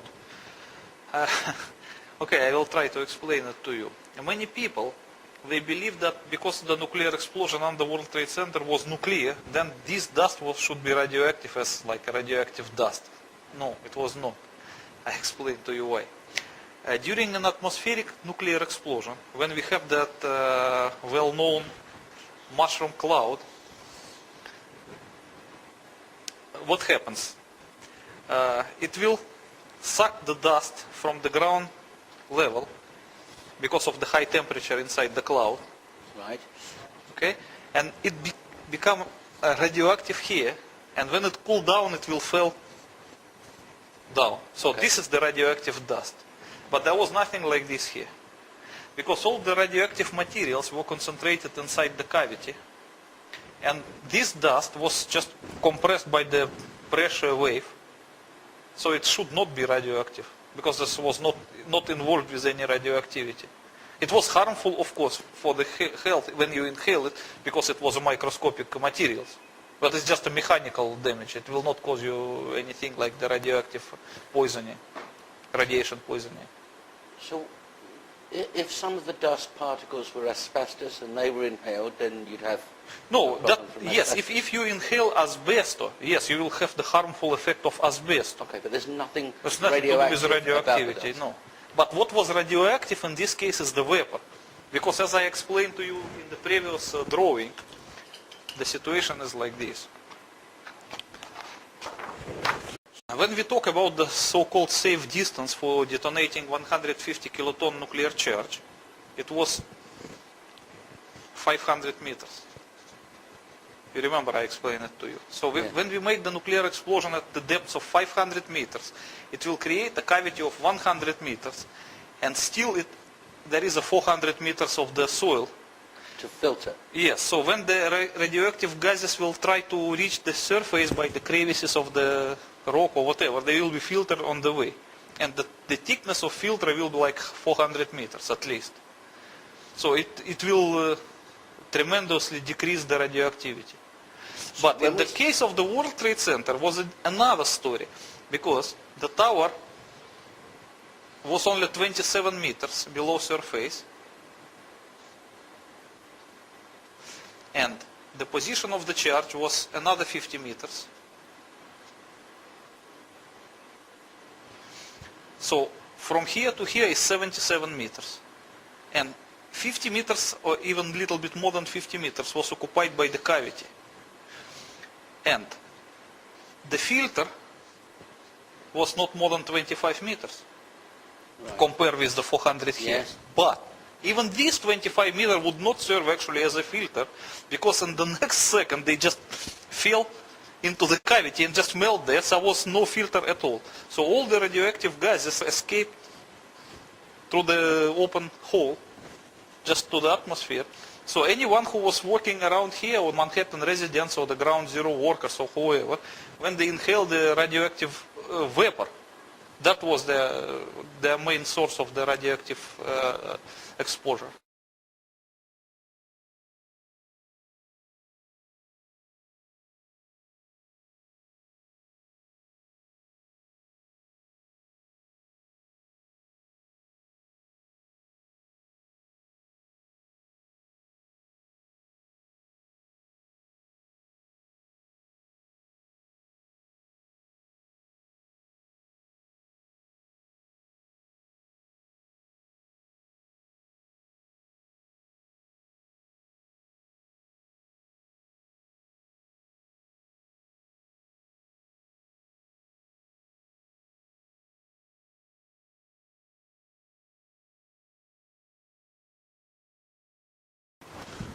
Okay. Before we go on to talk about the medical impact, yes, let's just stay on this shockwave that's shot through the building, pulverizing steel, human beings, desk, computers, carpet, photographs, everything in the way, and turning it into what resembles just microscopic dust flying all over Manhattan and flying into the cavity. Yes, but very little percentage went to the cavity. Probably maybe 85 was just scattered around Manhattan. Right. And the minor part went And the down. composition of that dust is either concrete or steel, or it's just terribly fine. No, it was not like a plasma. Of course, you can distinguish the structure of actual material. And the various commissions, especially independent ones, who studied the samples of dust, Yes. found that the dust was represented mostly by the steel, fine grounded steel, because the major part of the tower was a steel. The concrete was a very little compared to the steel. 200,000 tons of steel. Yes. And you know that concrete, compare the volume of concrete used in the tower's construction was negligible compared to the volume of steel, because concrete was used only in the thin slabs of the floors and nothing else than that. Okay, So that's why the most part of the dust was represented by steel dust, while some minor part was also a furniture dust, carpet dust, concrete dust, and of course a human being dust, because human beings were reduced to the same state. You have 2 110-story office buildings. You don't find a desk. You don't find a chair. You don't find a telephone, a computer. The biggest piece of a telephone I found was half of the keypad, and it was about this big. The building collapsed to dust. Okay, just before we move on, the cavity at this point is still an enormous temperature. Yes. Thousands of degrees of Celsius. Thousands of degrees. It should be 8,000 and more than that. And that would take a long time to cool down.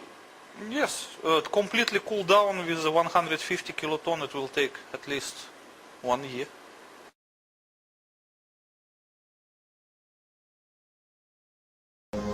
This is how it's been since day one.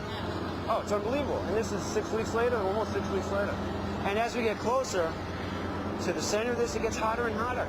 It's probably 1,500 degrees. We've had some small windows into what we thought was the core at some point, and it looked like an oven. You know, it was just roaring inside. And it was just a bright reddish orange color. See that stuff he's pulling out? What was that, Chief? We're gonna hold off on the water. See the stuff he's pulling out? Yeah. It's red hot. If we hit it too much steam, you won't be able to see what he's doing. Great. So 3 months later, finding molten steel in the debris doesn't surprise you in the least. No. It's perfectly understandable. In fact, in your book, you say that the only explanation for molten steel 3 months later being in the debris is the heat generated from this blast. Yes. Because you can't sustain this kind of temperature for 3 months. Sure. And you discredit the suggestion that it might be a thermite device. Of course, because that so-called thermite theory is just one of the conspiracy theory born out of desperation. Because people, they cannot find the logical explanation why that steel tower collapsed. Of course, they cannot believe that it was made by kerosene, and they cannot believe that it was made by ordinary explosive because of the high temperatures. That's why they arrived to the conclusion that it was thermite. But the thermite cannot sustain that temperature for 3 months. You can see that as in the event of electric welding, that is the thermite. So how long it can be hot? 15 minutes? Not more than that. Okay. And also the thermite cannot reduce steel to dust. It can melt it. Okay. Now we've got a report, I've got it here, the 9/11 Commission report. And there must be on the Commission staff experts. And there must be, America has its own experts, but there must be experts that have looked at the same evidence that you've looked at with similar experience to you and said to themselves, that can only be one thing. It can only be a nuclear device. Yes. Because Russia's not on its own in understanding crash zones and damage zones. Americans understand them too. Of course. So they know exactly what's going on in Manhattan, and they know exactly what brought down the towers. Yes. But why aren't those people saying, just a minute, you know, this Commission report's rubbish. It wasn't planes that brought the towers down. It was a thermonuclear device. Okay, when we talk about public disbelief in September 11 Commission ravings, that is understandable because more than 75% of public, maybe perhaps more than 75% of public do not want to believe the September 11 Commission. But to reconcile oneself with the idea that it was a nuclear device is not so easy, because it's just a psychological problem. Not many people they can believe that the American government is capable of demolishing the buildings in the middle of the city by the nuclear explosion. It's just difficult to believe. It's just a psychological problem. Well, I would understand that. But what about that secret? I mean, are these very learned and very eminent men, Lee H. Hamilton, Thomas H. Keynes, Richard Benisti, Bob Kerry, Fred Fielding, these are senior partners in law firms, these are presidents of universities, these are patricians of note who have signed a report saying this is what's happened. Are you suggesting they're all misled? No, they are not. Because the American government was in a very awkward situation. It has divided the so-called truth in the few different levels. So, let's say that the real truth is known only for a few people in America. And little bit lower level is known to different, like commission members and so on. And it was explained to them that the tower were actually demolished by the nuclear devices that belong to Osama bin Laden. Because otherwise they cannot explain many things. They cannot explain the radiation effect, the ground zero name, and all building 7 collapse, which was not hit by the plane. So they have to produce some other kind of truth, in the quotation mark, for this kind of commissioners. And for them it was produced the second truth, which says that all 3 buildings of the World Trade Center, the Twin Towers and the Building 7, were demolished by a so-called mini nukes, the portable nuclear suitcases, Soviet-made, which were obtained by Osama bin Laden from Ukraine.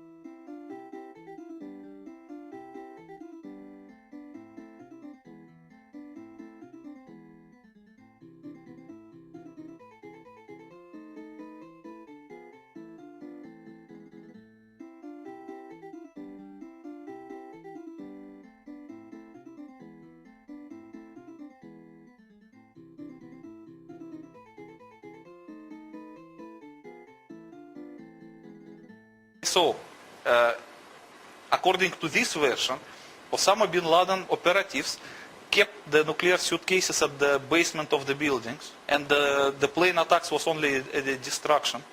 And in reality, they detonated them by nuclear explosions of the stolen Soviet suitcase nukes, and that caused the towers collapse.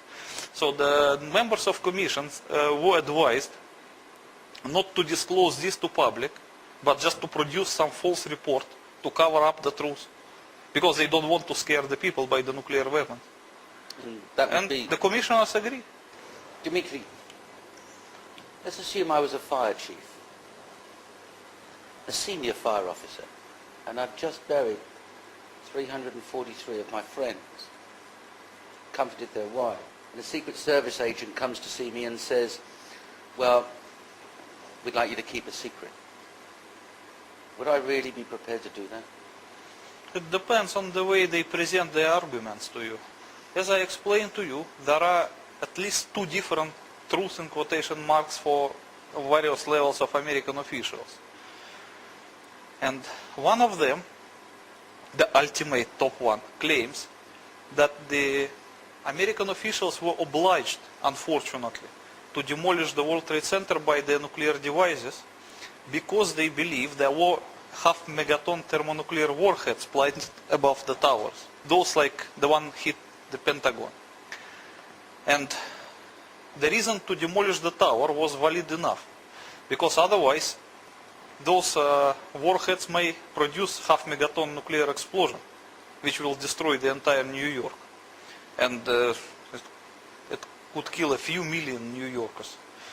So that reason might be valid enough for the fire chief to accept that and to hide the truth. And that is for the top level of the fire officials. But for the middle level of the fire chiefs, there is a second truth also, which claims that the World Trade Center was destroyed by the portable nuclear devices of Osama bin Laden. So in this case, it does not suggest it was murder committed by the American officials, it was by the terrorists. So both of the so-called truths would be enough for the fire chiefs to keep silent. So we're talking about a big lie. Yes. A really, really big lie. And the Commission report and all the members that contributed to that report are parties to that lie. Unfortunately, yes. Doctors are party to that lie. Yes. Media. Some patricians within the media would be party to that lie.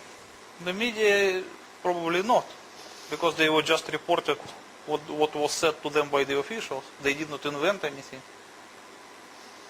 Agencies such as the FBI, they would be party to that Yes, lie. FBI agents definitely yes, because they know everything. That runs into thousands of people keeping a secret. Yes, should be thousands. And on the other hand, we've got people like you who understand these devices and their effect, physicists who were looking at, and they're jumping and screaming and saying, no, that's wrong. But we've also got physicists supporting the Commission's findings. So those physicists are party to a lie. Yes, because they were hired to produce the 9/11 Commission report. So they just performed their job. They were hired to do that and they did the job. So what you can do? They were like actors. When you hire an actor and you ask him to act something and you pay him for it, you can't blame an actor. And you're saying that the demolition of World Trade Center Building 1 and 2 was deliberate by the American government to prevent further loss of life. That's what I was told by the FBI. Your book doesn't go into the why concerning the events, just the how and who. No, at the end of the book, I add one of the last chapters. Once I got that information from the FBI, I modified my book by adding that chapter with this explanation. So now it is there. It was not there at the first version, but in the second it's there. Understood. And in your opinion, there's no other explanation for the collapse of World Trade Center 1 and 2 that's physically possible? No. So when we have people sifting through the dust and the wreckage and finding no carpet, no human bodies, no steel, no furniture, not even a mouse, that material was shipped away abroad to avoid further examination. Yes. Because they don't want the ordinary people know what is this. And it's understandable. Look, if you were and one of the involved members of the U.S. government, and you are the one who pressed the red button to produce 3 thermonuclear explosions, 150 kiloton each in the middle of the populated city, and after that you send also the ground zero responders to work there without any protection. So you have no chance. You have to hide the truth until the end. And the free fall speed of World Trade Center building 1 and 2 is because there's only dust holding it up, so there's no resistance, and that's why it falls within a 12-second period. Yes, because the dusty structure of the tower, after it was pulverized by the crushed zone, it was so fine. It's like microscopic dust. It does not produce any resistance at all. Okay, what about World Trade Center 7? Oh, the World Trade Center 7 is another story, because it was demolished by the same means, but it was not hit by any plane. So it was difficult to explain its collapse. That's why this... That's so difficult that the 9/11 Commission report completely omitted it. Yes, because they have nothing to say. How they can explain it? How do you explain it, Dimitri? Okay, I will explain. First of all, let's look at one of the available movies showing the collapse. It collapses in 6.7 seconds, straight down on its own footprint. Yes, almost with the speed of free fall, yes. Exactly as the Twin Towers in a cloud of dust. Yes, you can see it. Yes. You can see even the delaying dust from the top, but the mechanic of collapse looks a little bit different compared to the World Trade Center Twin Towers. The difference is like this. As I explained before,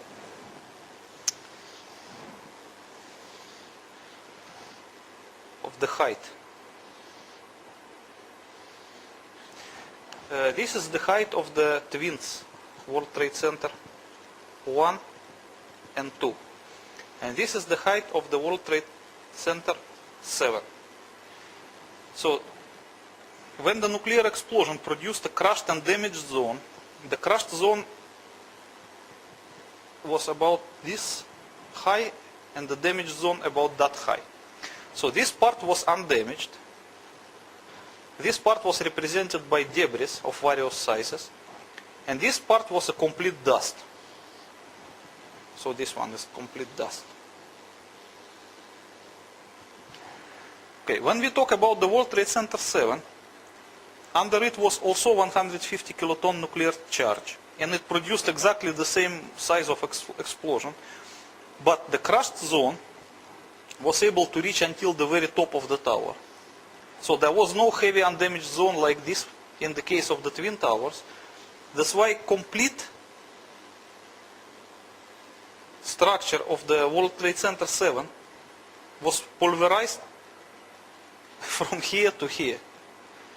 And for a couple of seconds, the World Trade Center 7 just resembled a pile of the dust, like a dried up sandy castle, you can make on the beach. So once it was pulverized under the pressure, under gravitational forces, it began to disintegrate, and it slowly began to crash from downwards, and then it went down and just disappeared, as just any dusty structure would. Yes, as you can see, it goes as if there's no foundation or nothing. It just goes straight down. Yes, you can see in that movie, yes. And you can see that once it started to go down, there was some delaying dust. You can see it clearly in the movie, on top. And there were actually two sources of dust. One is on top and one is from below. So the below dust was ascending and the dust from above was delaying, because the structure went down too fast. So the dust from above cannot catch up with it. So that is the proof that it was pulverized completely. And those people who work at the World Trade Center 7 spot, they cannot find any debris as well as at the spot. Nothing, just dust. Not even a mouse. Nothing at all. And there is another thing that the American government attempted to blame World Trade Center 7 demolition on the same portable nuclear devices of Osama bin Laden as they did with the World Trade Center 1 and 2.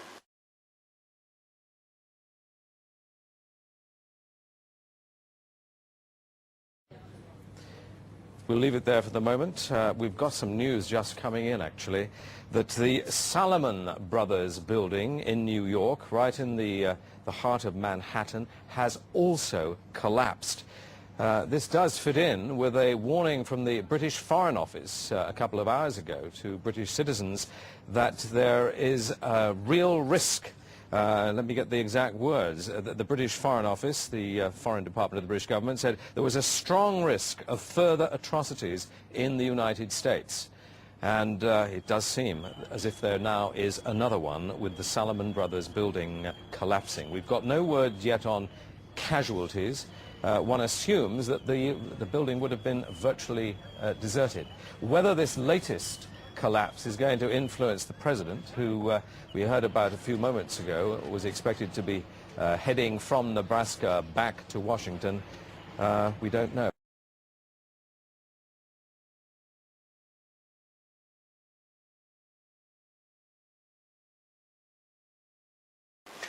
You can look at this Spanish El Mundo newspaper, yes, which was released a few days after September 11, and you can see clearly the number of portable nuclear devices ascribed to Osama bin Laden is 3, not 2. 3 Ukrainian nuclear devices. Yes, you can see even their numbers and their models according to the Soviet classification. So that's part of a cover-up story to patricians. Yes, yes. Look, it's to the middle level of the... Right. Yes. What do you suggest is the reason for the destruction of World Trade Center 7? World Trade Center 7 was a command center of the entire World Trade Center complex. So the nuclear devices, they were not kept under the World Trade Center 1 and 2. They were kept under the World Trade Center 7, and at the time of destruction they have to be delivered under the Twin Towers by some underground railway, mini railway, which was made in some tunnels. As you can see that many people cannot explain why the first tower was hit by the plane, collapsed second, and the vice versa. Yes. The explanation is very easy. This is the structure of the World Trade Center complex. So this is the World Trade Center 7, and this is the Twin Towers. You can see that World Trade Center 2 was farther from World Trade Center 7, and World Trade Center 1 was closer to it. And the delivery tunnels were leading like this. That is why it was not possible to demolish this tower before this tower, otherwise the demolition wave underground would demolish the delivery tunnel for this tower. So this tower must be demolished first, and then only this tower. And after that, the people who demolished these Twin Towers, they have no choice than to demolish the World Trade Center 7 as well, because otherwise the inquiry will find out all of this stuff. So they have to destroy it completely. So luckily, the World Trade Center 7 was scheduled to be demolished by the same way, so they have the 3 nuclear devices actually. So they just used the third one to demolish it and to hide the evidence completely. And then they have no problem in explaining it. At least it would be easier to hide the fact that the World Trade Center 7 was demolished, as they did in the actual report of September 11 Commission, then in case if the inquiry come to the World Trade Center 7 and find the third nuclear device there and the delivery tunnels, it will be difficult to explain what is that. So they just prefer lesser of the evils. So we're saying, are we, that the American government is reacting to an attack in a way that causes them to do something dreadful and then cover up the evidence? Yes. But The that- World Trade Center 7 demolition was a pure hiding of evidence. Let's look at their position at the time. They've been attacked by a thermonuclear device. They think there were two others. They think that possibly millions of New Yorkers are going to lose their lives unless they do this. Yes. So it's probably the right decision. Yes. Considering circumstances, yes. If it's the right decision, why cover it up? Okay. It will be very difficult to explain to the ordinary people what the nuclear devices did under the World Trade Center at the first instance. It's very simple. 3,000 people are going to die if we do this, and if we don't, 6 million will die. The maths is very Yes, simple. but if I were inquisitive person from among the ordinary population, I would ask my question, why should you keep your own nuclear device under the World Trade Center? Were you expecting such a development? It's very difficult to answer. That's a different question, but it's equally valid. But it does bring the first question back. Why cover it up? And then it brings another question. Why launch two wars against two Muslim countries and stir up hysteria and anti-Muslim hysteria almost throughout the world on the basis of something that you know isn't true? Oh, I think that is just a very common step of political technology. You know, it's described in the 1984 by Orwell, so everybody knows it. Like, for example, when there was a first nuclear bombing against American Marines in Beirut in 1983, the first thing what the American government did the next day, they made a Grenada invasion, just to distract the public attention from the nuclear explosion in Beirut towards the occupation of Grenada. Yeah. So, but it was a smaller thing. But September 11 was much bigger event, so the war should be bigger to distract the public attention appropriately. It's understandable. Okay. World Trade Center Building 7 housed the largest, outside of Washington, the largest Secret Service office. It housed the Emergency Operational Center for the Mayor of New York and police and fire departments. It housed material, legal material for the American government. It was a very important center. Have you thought of other reasons why that building particularly would be destroyed when buildings that were between there and the World Trade Center buildings 1 and 2 were not destroyed? You know, many conspiracy theorists believe that the main reason for destruction of World Trade Center 7 was that there was some incriminating materials kept in it. But when it comes to me, I don't think so. I think that it was just accidental. It's a coincidence. So that the primary reason for destruction of the World Trade Center was that because the entire demolition scheme of the World Trade Center was based on it, in it. So the delivery tunnels were leading from World Trade Center 7 underneath of the Twin Towers. And the actual nuclear devices, all three were kept under the World Trade Center 7, where it was easy to maintain them. So, and they just need to destroy that. When they decided to press the button, would it be an instant thing? Would it be bang? Or would there be some kind of a safety device? Or there should be some alarm that should ring in the dangerous area which is about to be demolished. And if you read the carefully timetable of September 11 events, you will find out strange thing. Early in the morning, September 11, this alarm system was turned off. And nobody can explain why. So when they actually pressed the red buttons to demolish the World Trade Center, and they pressed them inside the World Trade Center 7, there was no alarm signal produced. but that would presuppose that they knew about the attacks ahead of time. No, I think it was some kind of conspiracy. Okay. Dimitri, in the book you explain in very clear detail the positioning of the charges and the effect on the other buildings within the World Trade Center complex. Can you explain how you made those calculations? It's quite easy. If you look at the entire picture of the World Trade Center, oh, better we can see it in the bigger one. You can see that 3 buildings were pulverized. Yes. It's a building 7 and building 1 and building 2. And the rest of buildings were just damaged, but not pulverized.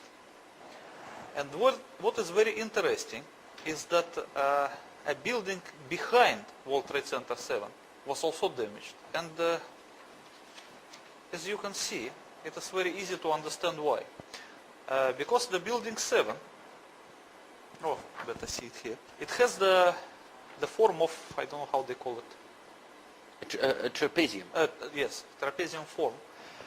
And understandably, if you want to demolish this building, you have to position your nuclear charge here, at the middle of the imaginary circle. Yes. Okay? Otherwise, it will not embrace the entire building. So, like, as you can see from this picture here, the building 7, in this case, occupies half of the circle. Yes. And the other half of the circle slightly touches the building on the other side of the road, which yes. you call Fitterman's Hole. And you can see the actual damages yes. on this photo, yes. Yes.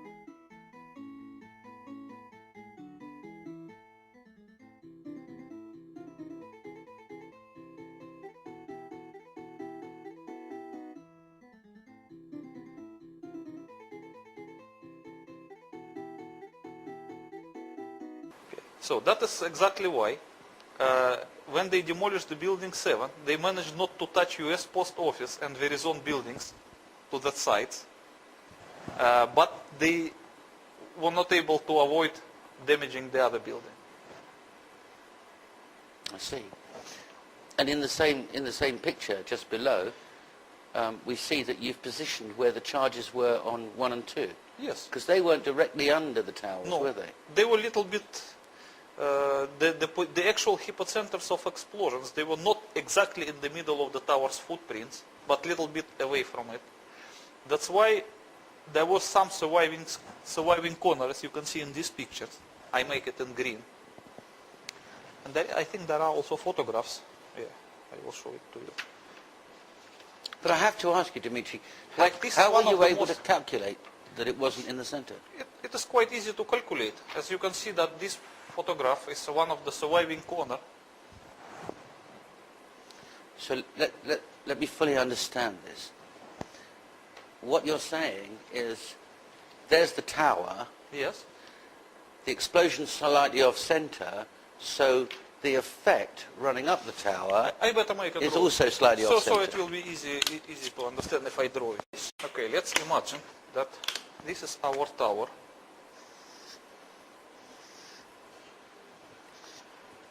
And the position of the charge is exactly at the middle.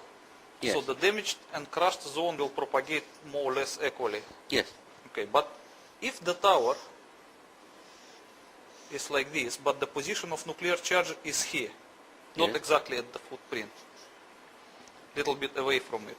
So it will produce the zones which go this way, Yes. and they might save these corners. So by looking at the corner, you're able to calculate how off-center the charge was? Yes, it is quite easy to calculate.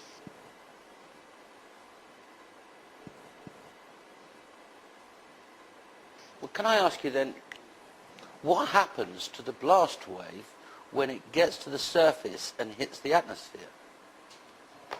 It can't be called blast wave, we would better call it crushing wave. Crushing wave. It will just pulverize everything on its way. So it will pulverize the part of the tower and also part of the remaining Earth surface here. Yes. But what happens when it hits the air? Nothing. Because it's like compression wave. It will not. So it's compressing only where it meets resistance? Yes. And pulverizing anything that resists. And if it gets into the air, then... so it's just right. air. Right. I understand. I understand. So you were able to look at the damage and calculate exactly where the zero box would have been? Yes, it is quite easy to calculate if you look at this picture. This one is an aerial photograph. And if you, it's a bigger one. And this is official photograph, as you can see. There is a credit of September 23. You can clearly see that hypocenters were here, here, and here. Oh, you can see it in the bigger photograph. It's clear. You can just see it. Okay. And I would say that I was not alone who arrived to this conclusion, because there was one famous French writer. Actually, you can see his drawing here. Yes, yes. Yes. And as you can see that he positioned his charge exactly as the same as in my calculation. And he's in between the twin, one of the Twin Towers and the Marriott Hotel. Yes. And he positioned it also 50 meters below the ground, the lowest underground foundation of the tower, meaning 77 meters. But his story was slightly different. He was saying that there was a secret nuclear reactor underneath that exploded. Okay. First of all, you have to understand that nuclear reactor cannot explode. It can melt, but it cannot produce the explosion. Neither in the sense of nuclear explosion nor in the sense of ordinary explosion. Because the nuclear reactor is something which it does not contain any explosive thing. It cannot explode. Just walk us through that. A nuclear reactor causes the fission to create heat, to create energy. Yes. Well, isn't that what a nuclear bomb does? No, because nuclear reactor, by the way it is constructed, produces heat which heats the vapor, and the vapor in turn runs some engine which produces electricity. Okay, that is how a nuclear reactor works. And the nuclear reaction in nuclear reactor and nuclear reaction in the nuclear bomb, they are different.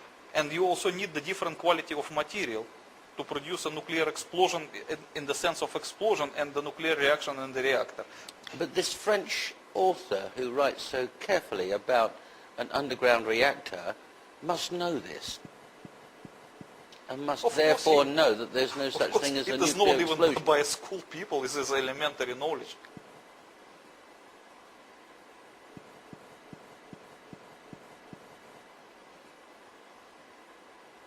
Okay. And I guess that there is something wrong in his book, but I don't know what exactly wrong. First of all, why should the US government have a nuclear reactor under the World Trade Center if they have enough electricity supplied to it? It's just ridiculous. It doesn't even make nonsense, does it? Yeah, it doesn't make any sense. First of all, there is no reason for American government to have underground nuclear reactor. Secondly, even if they would have it, why they should keep it secret? Because he claimed that it was a clandestine nuclear reactor, which is nonsense. Right. And the third, the nuclear reactor, clandestine or what, it cannot explode anyway. So his story doesn't make any sense. But as you can see in his drawing, his alleged nuclear reactor in quotation mark was positioned exactly at the right spot, as the real nuclear charge of 150 kiloton was really positioned. Yes. Now, I've only read in your book where you refer to him. I haven't read his book. But it's clear to me that it would make nonsense to put 3 nuclear reactors under 3 different buildings. But that person does not claim about the World Trade Center 7. He limited his claims to 2 nuclear reactors only. The one for the World Trade Center 1 and the other one for the World Trade Center 2. He just avoided mentioning the World Trade Center 7. There are a lot of people that avoid mentioning World Trade Center 7. Yes, but as you can see from these photographs, you can clearly see 3 destruction spots. Yes. And even you look at this picture, which shows the 3 spots emitting the vapor. You can see also the vapor coming from the spot of the World Trade Center 7. Yes, clearly. Okay, and if you see this report, the article in New Scientist magazine, written by one of the firefighters, he claims that under the World Trade Center 7, there was exactly the same hot spot as under the Twin Towers. So, and the firefighters were obliged to use the same kind of chemicals to deal with the fires. So, this is the proof. The World Trade Center 7 was destroyed by the same way as the Twin Towers did.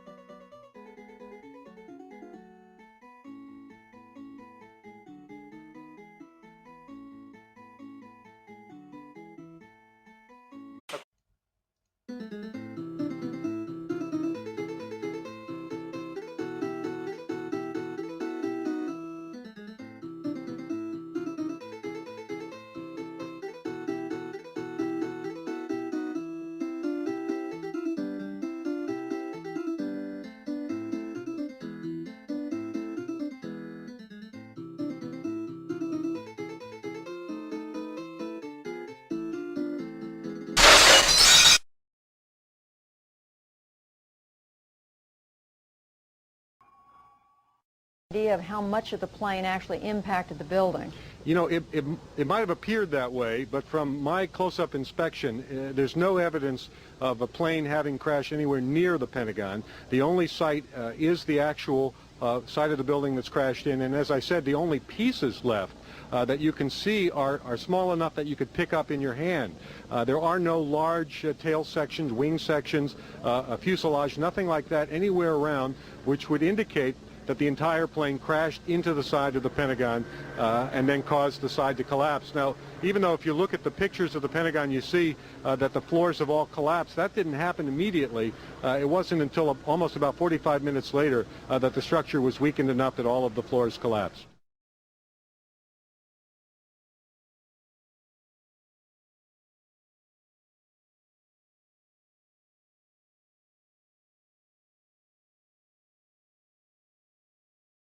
At any point during this day, were you just, in a very base way, afraid? There were many times, Miles, that you were afraid. You were worried, especially when I was standing in front of the Pentagon that night, seeing one of our Fortresses pried open by a missile airplane.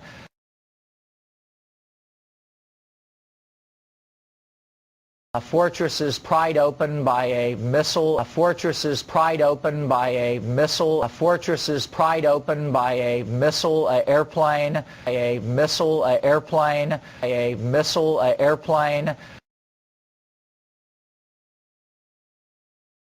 A missile airplane. A missile airplane. A missile airplane. A missile airplane, a missile airplane. Now let's hear from some eyewitnesses who were here when this all happened. It was a massive explosion and absolute chaos afterwards. We heard it happen and everything shook and the ceiling started to fall. I thought it was because there's generators and things. We just thought something, you know, there was malfunction, something exploded. Generators and things. We just thought something, you know, there was malfunction, something exploded. I mean, it was like a cruise missile with wings, went right there and slammed right into the Pentagon. I mean, it was like a cruise missile with wings, cruise missile with wings, cruise missile with wings. I want to talk about the Kursk and the origin of the granite missile. There are some interesting things that you refer to in your book with some clear pictures about what happened to the Kursk missiles and the missile silos after the submarine was recovered. Can we talk about that for a moment? Yes, because certain Russian officials, they knew that all missiles from Kursk submarine was stolen and there was nothing in the silos. And they did not want the recovery workers and the rest of the involved people to know of this fact. So they have to produce some cover-up story to hide. First, they have to hide the fact that the missiles were stolen, and secondly, they have to safely decommission the missiles without attracting much attention to this fact. Okay, let's walk through that. Yes. So they recover the submarine. What do they do then? Before they recover submarine, they send some special unit of the divers with a strange instruction to fill the empty tubes which supposed to host the granite missiles with a certain fast setting foam, and then seal the lids. What would be the point of fast setting foam?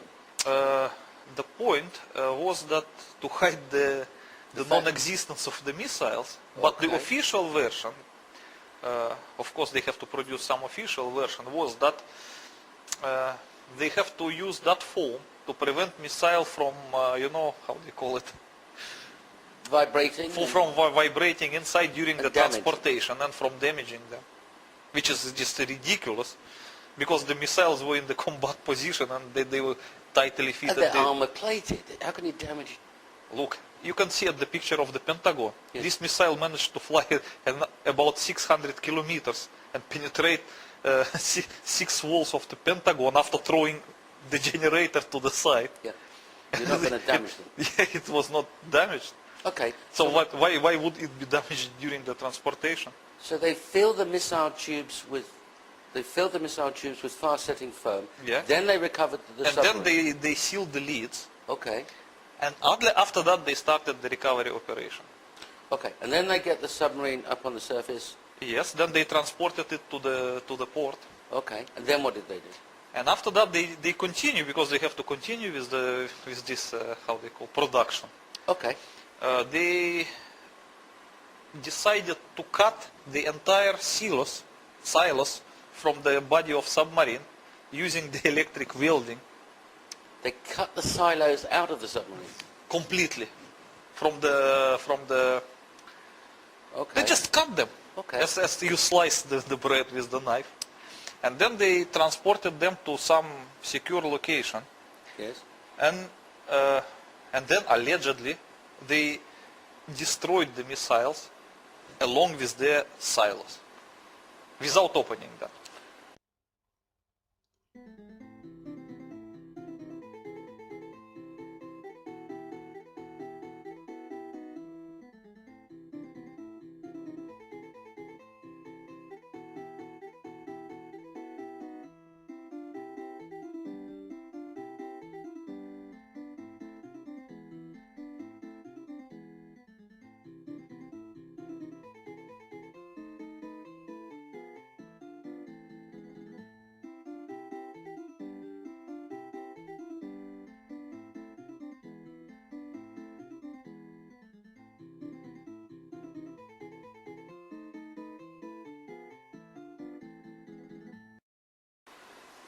So, Dimitri, what would they do with the silos once they've been cut out of the submarine? So, then the story continued.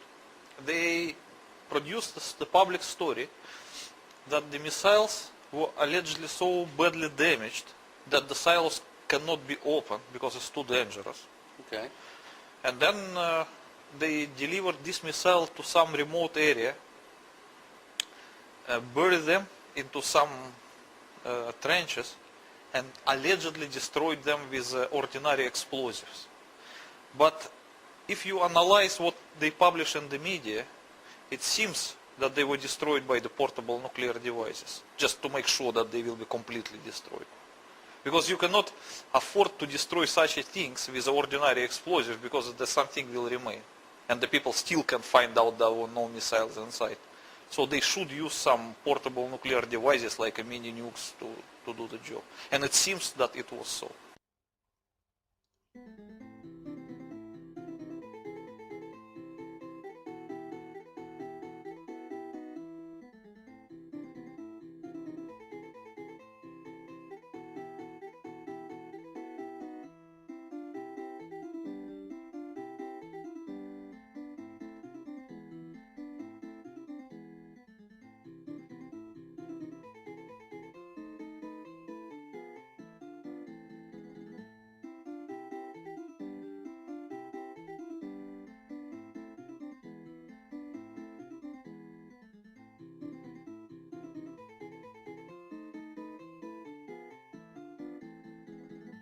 Okay. So that means they were completely destroyed.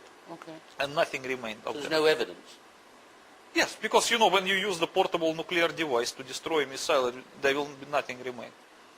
Going back to your military experience, what should have taken place? If the missiles were there, Yes. they should bring the submarine back. Then they should create a commission, which will consist of the constructor of the missiles and the constructor of the warheads, Yes.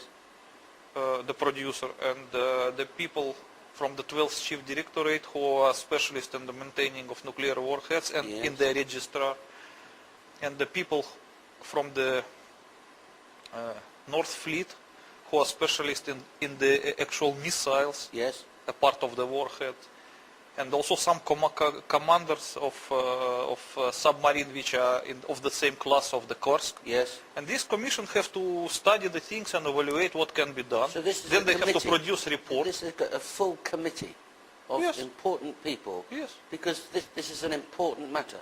Of course. 22 thermonuclear warheads.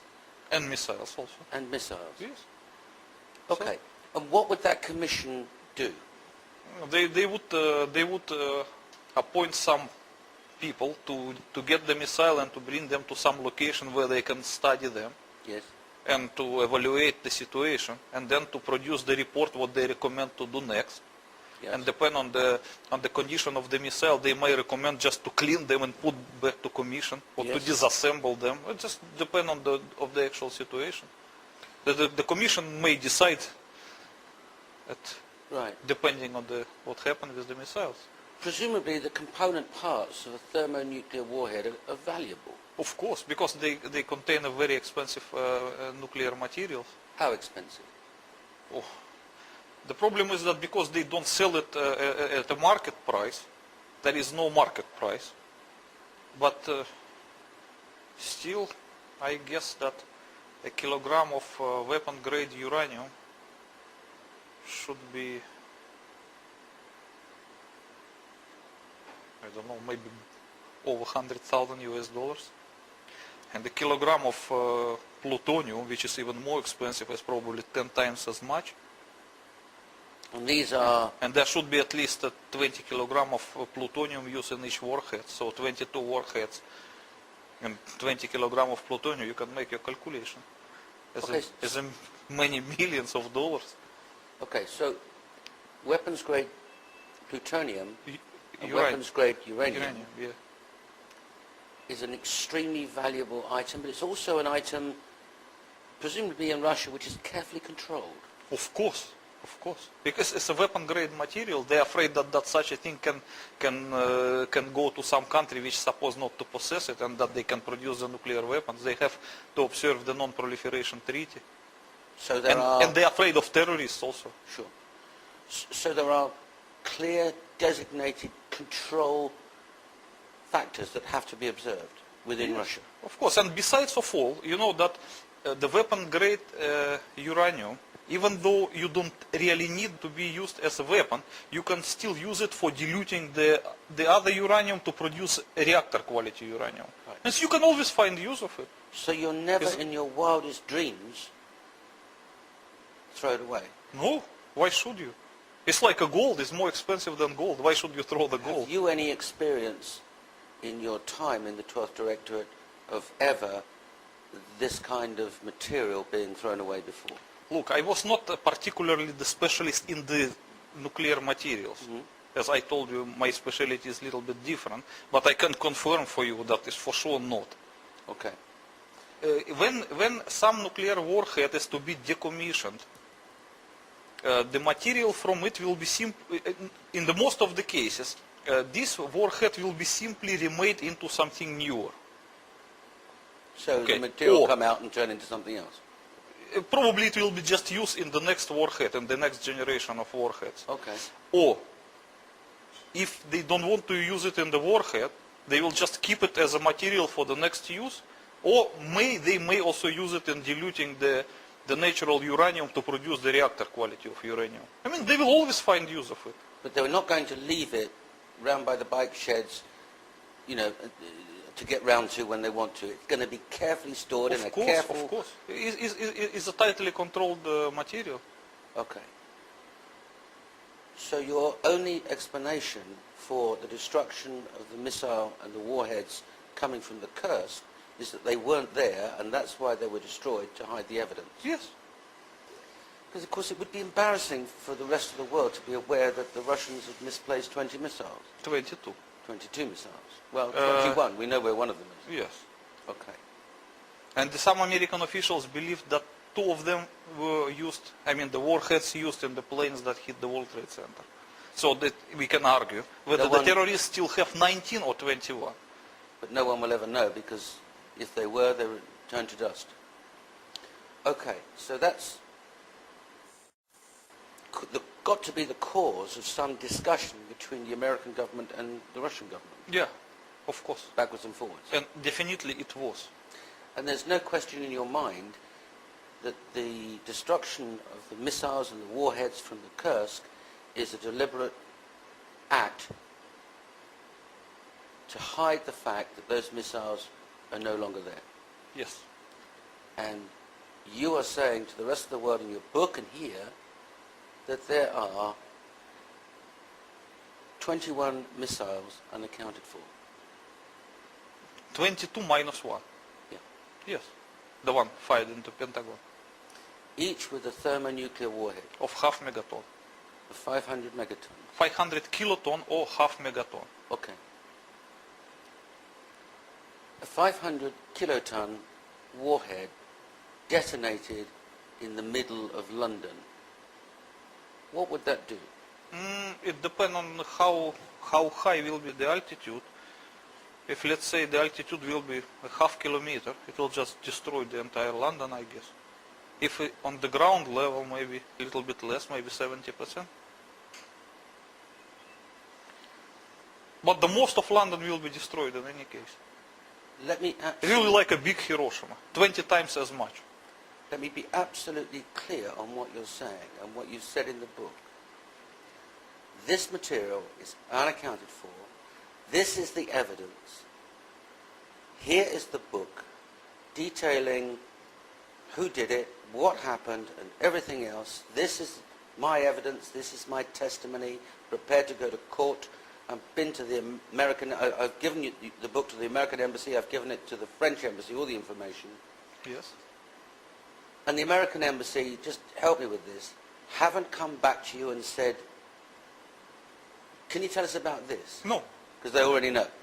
They haven't come to you and said, is there anything that you can tell us that will help us to find out where these other missiles are? No, definitely not. even if they thought you were stark raving mad, and I'm sure that they don't, why wouldn't they come to you and say, can you help us with these? I was surprised either. But it seems that they are satisfied with what they know. That could only bring one explanation. No, actually there could be two different explanations. One is that they are satisfied with what they know. And the second thing, that the high-ranking officials just told to those low-ranking who talked to me not to talk anything about this and just forget the matter. It might be both. It might be that those guys were ordered by their superiors not to continue this inquiry.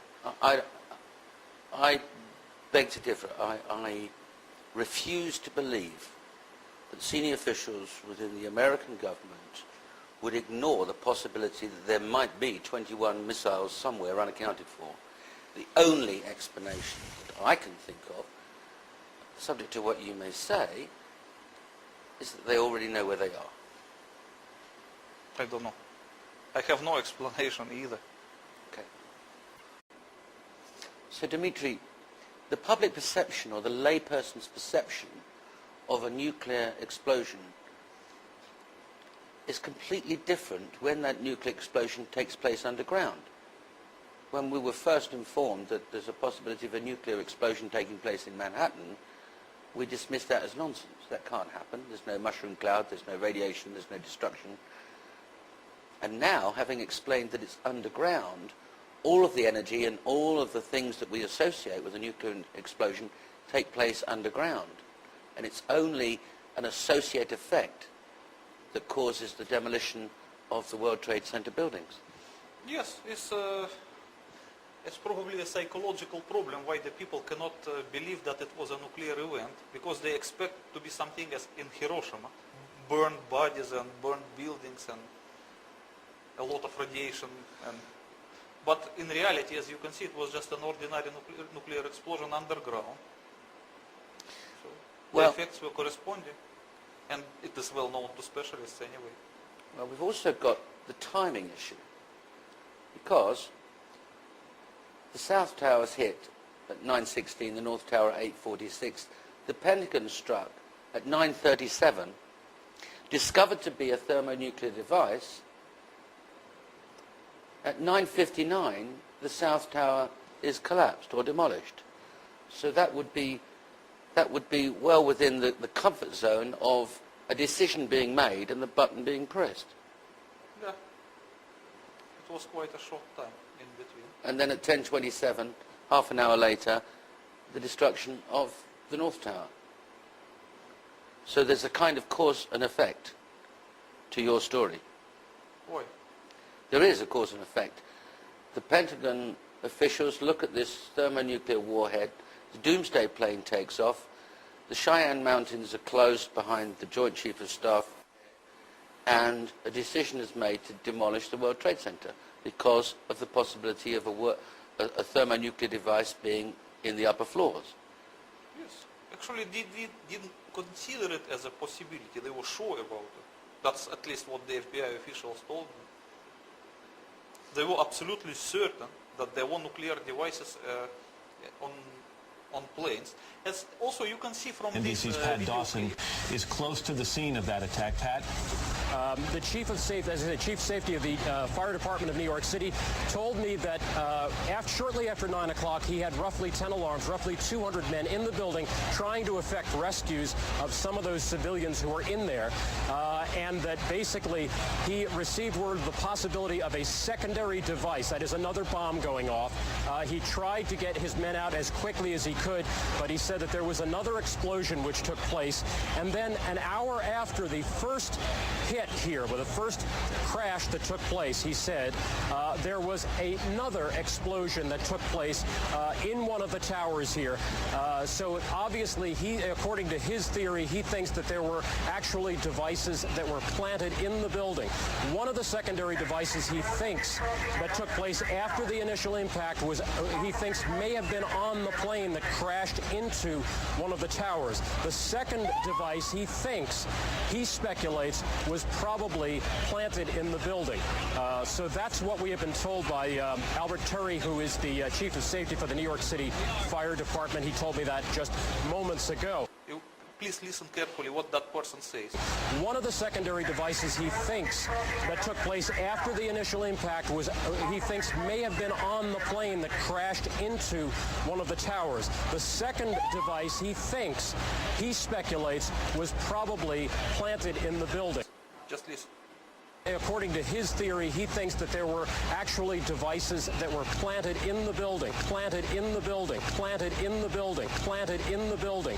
One of the secondary devices he thinks that took place after the initial impact was, he thinks, may have been on the plane, may have been on the plane, may have been on the plane, may have been on the plane. He talks about two nuclear devices.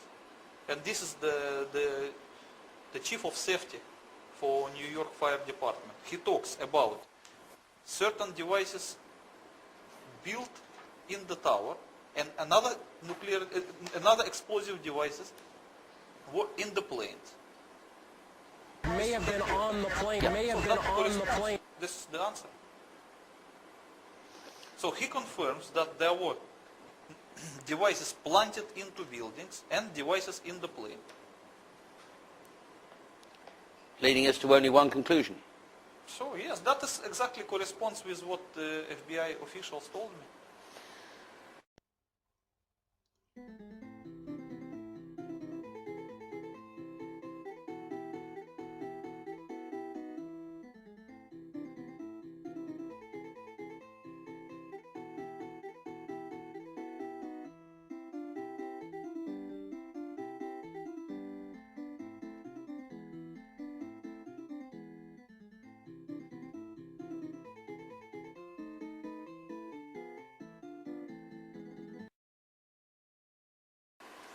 Dimitri, I want to turn to other events just around that crucial 8:45 to 10:30 time on the morning of September the 11th. If only the twins had an inbuilt nuclear demolition scheme, or there were some more skyscrapers that had something to do with the engineering ideas of Mr. Lazou that you referred to, you have one suspicion. The first 9/11 victim telescoped at 9:59. Less than only 3 minutes later, at 10:02, it was ordered to immediately evacuate the Sears Tower in Chicago. It wasn't ordered to evacuate the Empire State Building, the Trump Tower. It wasn't ordered to evacuate any other building, the Sears Tower in Chicago. Why would that be? Because you know that this nuclear demolition scheme of the World Trade Center was not only implemented in the World Trade Center, but also in the Sears Tower in Chicago. So once the American officials were obliged to press the red button to demolish the World Trade Center, they were obliged to evacuate the Sears Tower, because it might follow the same thing, and they don't want to kill people. The Sears Tower in Chicago has been evacuated, and we continue to check on the circumstances there. The Pentagon, the State Department, and the White House have been evacuated in Washington as well. The president has, we can show you now what happened just a few moments ago at the Trade Center. Watch the building to the left, to the back of those two buildings. This is just a few minutes ago. We don't know if something happened, another explosion, or if the building was so weakened it just collapsed. But is it true then that you knew that there was a demolition scheme for the Sears Tower? You know, I can tell you honestly, I knew it for sure only about the Twin Towers of the World Trade Center. But I have the rumors. I heard the rumors about the Sears Tower as well, but in the form of rumors only. So you suspected there was a scheme in respect of the Sears Tower, but you didn't know it Yeah, I can't be sure, but it looks like. Looks like it. Yes, because this explains everything. And what I heard, that Chicago building code was similar to New York building code. And unless you provide the demolition scheme, you cannot build a skyscraper in Chicago. But your testimony is graphically clear. Let's understand it. You knew about the Twin Tower schemes. Absolutely. From your I knew it from my position. service. Yes. But you only assumed afterwards there was one in the Sears Tower. I heard the rumors, but I heard the rumors of that. Okay. Thank you. Dimitri, there must have been other governments, the British government particularly, that would have had a clear understanding of what's taken place, because their recorders would have shown a 150 kiloton explosion in Manhattan. Of course. Okay. So let's turn to where you refer to seismic reports in your book. The seismic record at Palisades, New York, 34 kilometers north of the World Trade Center disaster, shows on the Richter scale at exactly 8:46 the impact of the supposedly the first plane, 0.9. The second impact, 0.7. The first collapse, 2.1. The second collapse, 2.3. And the World Trade Center Building 7 collapse at 0.6. Help us with that, because this presumably is an independent authority that would have produced these seismic records. You know, nothing is really independent, especially when it concerns this kind of circumstances. As you can see in this seismogram, the two peaks that's supposed to represent the two nuclear explosions under the World Trade Center during the time of their collapses, they, first of all, they were not natural. They are probably handmade just by the pen and the ruler. They are just too perfect to be natural. The second thing, that they purport to represent the two explosions of the portable nuclear devices, less than 1 kiloton or about 1 kiloton. That is by the seismic magnitude. Because the 150 kiloton of nuclear explosion would produce much bigger peaks than these two. Another proof that this is lie, that the third nuclear explosion under the World Trade Center 7 was not depicted here as a nuclear explosion. So this seismogram corresponds to the so-called intermediate level of the truth, which claims that the World Trade Center was demolished by the nuclear devices of Osama bin Laden. So this is a story for the patricians. Yes, and even though it does not correspond perfectly, because the story for the patricians, as according to the El Mundo newspaper, claims that the 3 mini nukes were used. Yes. And this one shows only 2. It does not want to show that the World Trade Center 7 was collapsed by the same kind of mini nuke. So it's just a kind of it's bogus evidence. But if this seismic report were accurately reflecting 3 underground 150 kiloton nuclear explosions, what level on the Richter scale would that More than 5.7. More than 5.7. And this is, as you can see, 2.1 and 2.3. Okay. Coming back to the brave firefighter that gave testimony only a few days ago, who was in the Marriott Hotel receiving orders, when he ran outside to go to the South Tower, he felt the ground shaking underneath him. He looked up and the South Tower was collapsing. He ran to join his colleagues along by the North Tower. Half an hour later, he testifies that the ground was shaking like a train running by underneath, and the North Tower collapsed.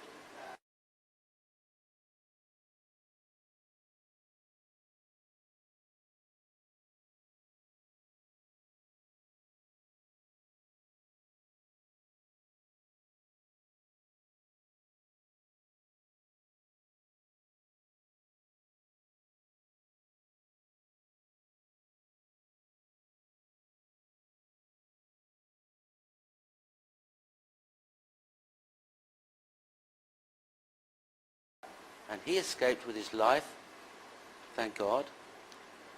In the event that a 0.1 kiloton nuclear explosion took place underneath or in the South Tower, and it made, on the Richter scale, an impact of 2.1, would that cause the ground to shake? No.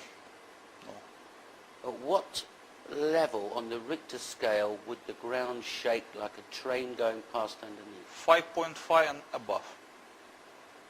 5.5 and above. Thank you.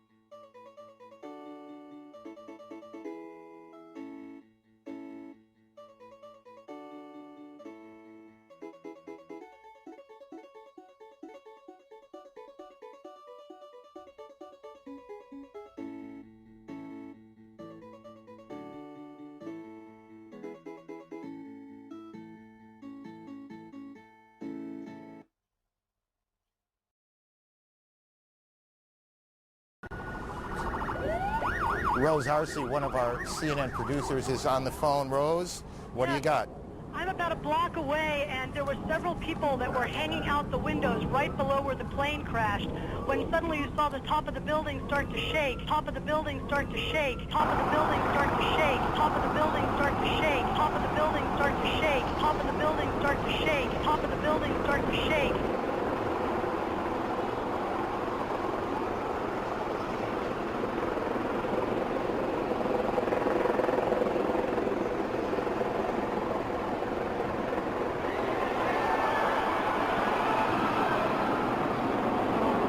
So the impact of what you claim is clear. So you asked me your question, how would the foreign government treat the available seismograms. Okay. They will treat them in the same way. They will misinterpret it. So those people whose profession is to interpret the seismogram, they will say that, look, it doesn't correspond to the 1 kiloton portable nuclear device. It's at least 150 kiloton or about that. So their superiors tell them, please, keep shut your mouth, and they will just make the discovery, you know, corresponding the official version of events. That's easy. Also were trapped by this. And here is the second tower that's coming down, and this was a similar situation. This defies belief.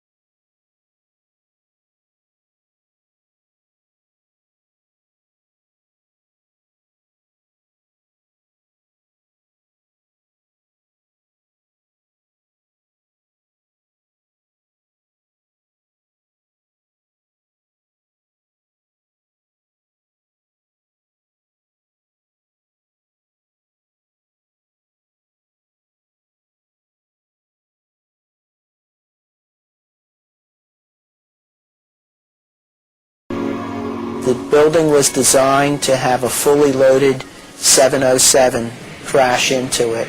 That was the largest plane at the time. I believe that the building probably could sustain multiple impacts of jetliners because this structure is like the mosquito netting on your screen door, this intense grid, and the jet plane is just a pencil puncturing that screen netting. It really does nothing to the screen netting.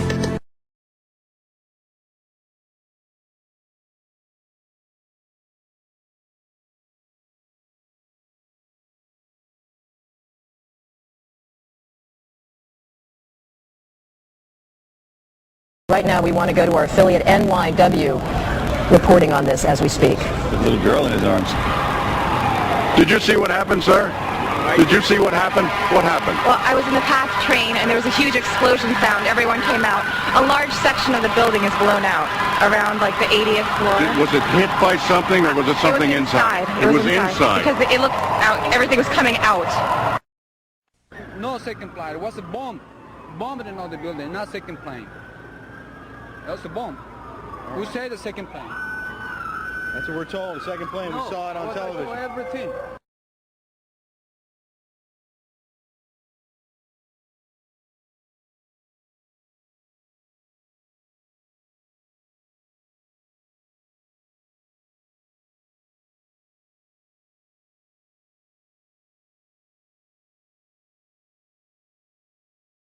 The design of planned attacks on buildings inside the U.S. and how operatives were directed to carry them out. That is valuable information for those of us who have the responsibility to protect the American people. He told us the operatives had been instructed to ensure that the explosives went off at a point that was high enough to prevent people trapped above from escaping.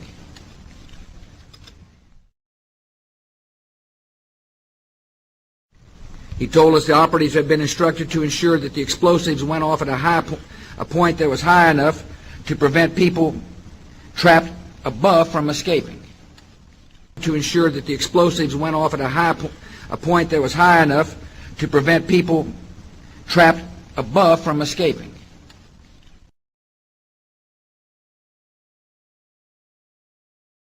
The design of planned attacks on buildings, the design of planned attacks on buildings, the design of planned attacks on buildings, the design of planned attacks on buildings inside the U.S. and how operatives were directed to carry them out.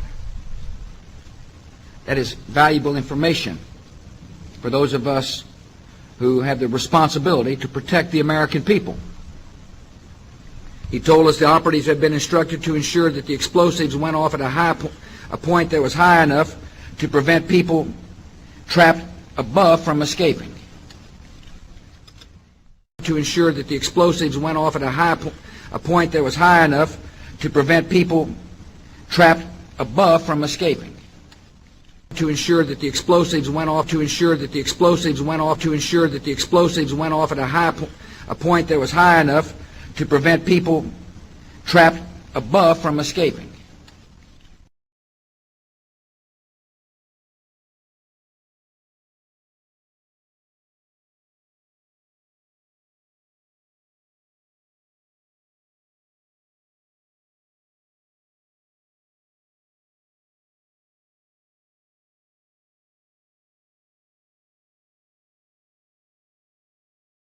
Let's deal with another feature of what took place on the morning of September the 11th, and another claim that you make in your book. You claim that there were no planes, yet there are 4 flights full of people, and you claim in your book that they were probably shot down. I believe that 2 planes that's supposed to hit the World Trade Center Twin Towers, allegedly, they were just stolen, they were empty, and they were just sunk in some way in Atlantic Ocean, just to hide the evidence. Okay. And then their digital images were used for manipulation to create the story for that these 2 planes hit the World Trade Center. I'd say the whole takes about, looks like 6-7 floors were taken out. And there's more explosions right now. Hold on, people are running. Hold on just a moment. We've got an explosion inside. The building's exploding right now. You got people running up the street. Okay. Hold on, I'll tell you what's going on. Okay, just put Winston on pause there for just a moment. Okay, the whole building just exploded some more. The whole top part. Okay. The building's still intact. People. I'd say the whole takes about.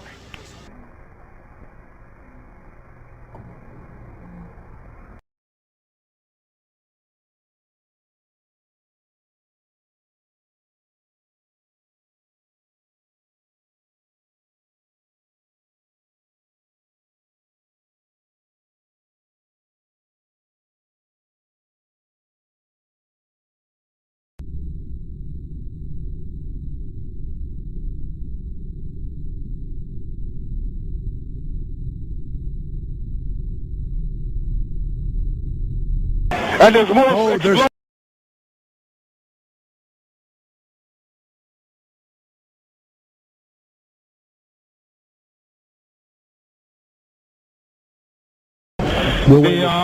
I'd say the whole takes about, looks like 6-7 floors were taken out. And there's more explosions right now. Hold on, people are running. Winston, hold on just a moment. We've got an explosion inside. The building's exploding right now. You got people running up the street. Okay. Hold on, I'll tell you what's going on. Okay, just put Winston on pause there for just a moment. Okay, the whole building just exploded some more. The whole top part. Okay. The building's still intact. People. Don Daler, ABC's Don Daler, who is on the scene. Don, just give me some description again of what you can see now. What we're seeing, it appears that there is more and more fire and smoke enveloping the very top of the building, and as fire crews are descending on this area, it does not appear that there's any kind of an effort up there yet. Now remember, oh my God. Oh my God. That looks like a second plane. I did not see a plane go in. just exploded. I did not see a plane go in. That just exploded. I did not see a plane go in. That just exploded. I did not see a plane go in. That just exploded. We just saw another plane coming in from the side. You did. That was out of absolute. Yes, and that's the second explosion. You could see the plane come in just from the right-hand side of the screen, from the right-hand side of the screen, from the right-hand side of the screen. And you could see the plane come in just from the right. We want to share with you what we do know. We're getting scattered information coming in about the planes that have crashed and which planes have crashed where. Here's the latest that we have. American Airlines identified the planes that crashed into the World Trade Center as Flight 11, a Los Angeles-bound jet hijacked after takeoff from Boston, 92 people aboard. That's one of the planes that crashed into the World Trade Center. And also the other plane that crashed into the World Trade Center, American Airlines Flight 77, it was hijacked while carrying 64 people from Washington Dulles Airport to Los Angeles. And United Airlines says that its Flight 93, a Boeing 757 on the way from Newark, New Jersey to San Francisco, crashed about 80 miles southeast of Pittsburgh with 45 people on board. And United Airlines says another of its planes, Flight 175, that was a Boeing 767 bound from Boston to Los Angeles with 65 people on board, also crashed, but United does not say where that plane crashed. The other plane that crashed into the World Trade Center, American Airlines Flight 77. The other plane that crashed into the World Trade Center, American Airlines Flight 77. The other plane that crashed into the World Trade Center, American Airlines Flight 77. And United Airlines says another of its planes, Flight 175, that was a Boeing 767 bound from Boston to Los Angeles with 65 people on board, also crashed, but United does not say where that plane crashed. And United Airlines says another of its planes, Flight 175, that was a Boeing 767 bound from Boston to Los Angeles with 65 people on board, also crashed, but United does not say where that plane crashed. So that is four planes that we are talking about.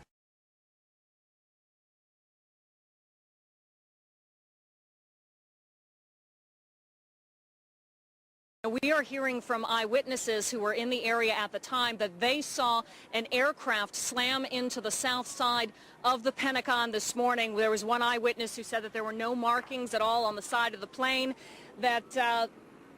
And let's take a look at some of the VO from when it just happened. There was a tremendous fireball, and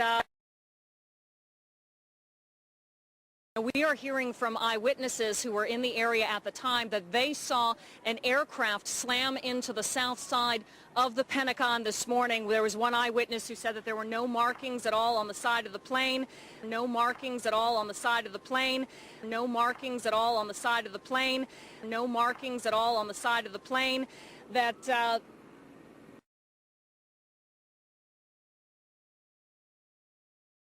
When it comes to the other two planes, one of them was later assigned to Pentagon, and the other one was, as you say, that Flight 93. I think these two planes were genuinely shut down by the U.S. government in panic, which followed the September 11. I have no proof of it, of course, but it looks like. Well, the only evidence we've got is in Shanksville, Pennsylvania, where United Airlines Flight 93 crashed, so we're told, at 10:06 on that morning. The last hero wasn't found on the ground, but rather in the air of United Airlines Flight 93. Before the plane crashed in Pennsylvania, passenger Jeremy Glick told his wife by cell phone that he and his fellow passengers had a plan to resist the terrorists by possibly tackling them. He knew there was a good chance he would die trying. Before the plane went down, he told his wife to have a good life and take care of their 3-month-old baby girl. In the end, United Airlines Flight 93 was the only hijacked plane that day not to hit a major target. Jeremy Glick, a hero who would not live to hear himself praised. But there are also recordings of conversations between passengers and people on the ground during the course of the end of that flight? Look, this was just a kind of fake evidence produced later to cover up the story. First of all, you have to understand that the mobile phone tower, the center of the mobile cell, cannot transmit the signal over 2 kilometers. So when you switch on your mobile phone, it will connect itself to the nearest tower within maximum 2 kilometers distance. Yes. So once a plane is flying at the altitude of, let's say, 8 kilometers, it's simply too far to reach any tower. It's more than 2 kilometers, 4 times as much. It's just not possible to connect your mobile phone to any ground tower. So it's just technically impossible. Any communication engineer will tell you that. Dimitri, in the case of United Airlines Flight 93, crashed in a field in Shanksville, Pennsylvania. There were no engines, there's no tailplane, and when the coroner examined the scene, he said after 20 minutes there stopped being a coroner because there wasn't a body and there was no blood. Later reports are that part of the wreckage landed 3 miles away. How do you explain that? First of all, I would like to stress that a main purpose of my book was not to explain about the planes or to disprove the planes or no plane theory. The main point of my book was that I used to serve in certain department of the Soviet military which knew about existence of the nuclear demolition scheme of World Trade Center. Yes. That is why my primary point was to explain this to public. But when it comes to the planes, it was just like a secondary thing which I was obliged to research just to complete the book. It was not the main point. Understood. That is why when it comes to the World Trade Center demolition, I knew it for sure, because I really know it. I knew it from my former service, and I know how to explain the mechanics of the demolition. But when it comes to planes, I was obliged to use publicly available sources. So my opinion is just my private opinion. Well, you express it in the book, why not express it? Yes. Okay, so the point is like this. When plane falls down in result of anything, it usually falls down as a whole piece. So it should hit the ground as a whole piece and disintegrate while on the ground. Yes. If the plane was disintegrated in the air, that means something caused its disintegration there. It should be either a big explosion, which tear plane apart, or we also can presume that the plane was shot with the cannons, because the cannon is rapid firing.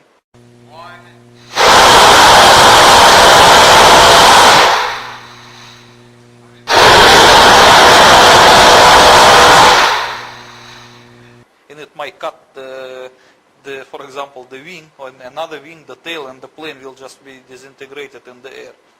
So the pattern of the plane collapse in the case of the Flight 93 suggests that the plane was shot down, and not by the missile, by the cannon. Why not the missile? Because you know that all modern missiles and all modern planes have so-called IFF identification, friend or foe. So whenever plane flies, it always transmits the signal, I am a friend, I am a friend, I am a friend. And no guided missile can lock on such a plane because it's own plane. So it's just technically impossible. It's a means of protection. So in order to shoot your own plane, you cannot use your own missile. You can only use cannon. And you know, if you read carefully all publicly available sources in regard to that September 11 events, especially in connection with the Flight 93, you will find some strange thing. One of the American interceptors, I mean the fighter's plane of the US Air Force sent to intercept hijacked planes, came back with entire cannon munition spent. And nobody can explain why they managed to spend the cannon munitions. It wasn't on an exercise or anything like that? They claim it was an exercise, but look, who will believe that that exercise took place in the middle of September 11 events?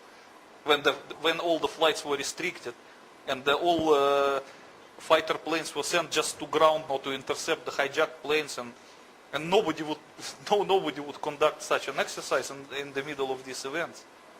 It's ridiculous. Or the people who attacked the United States in New York, shot down the plane over Pennsylvania, shot down the plane over Pennsylvania, shot down the plane over Pennsylvania.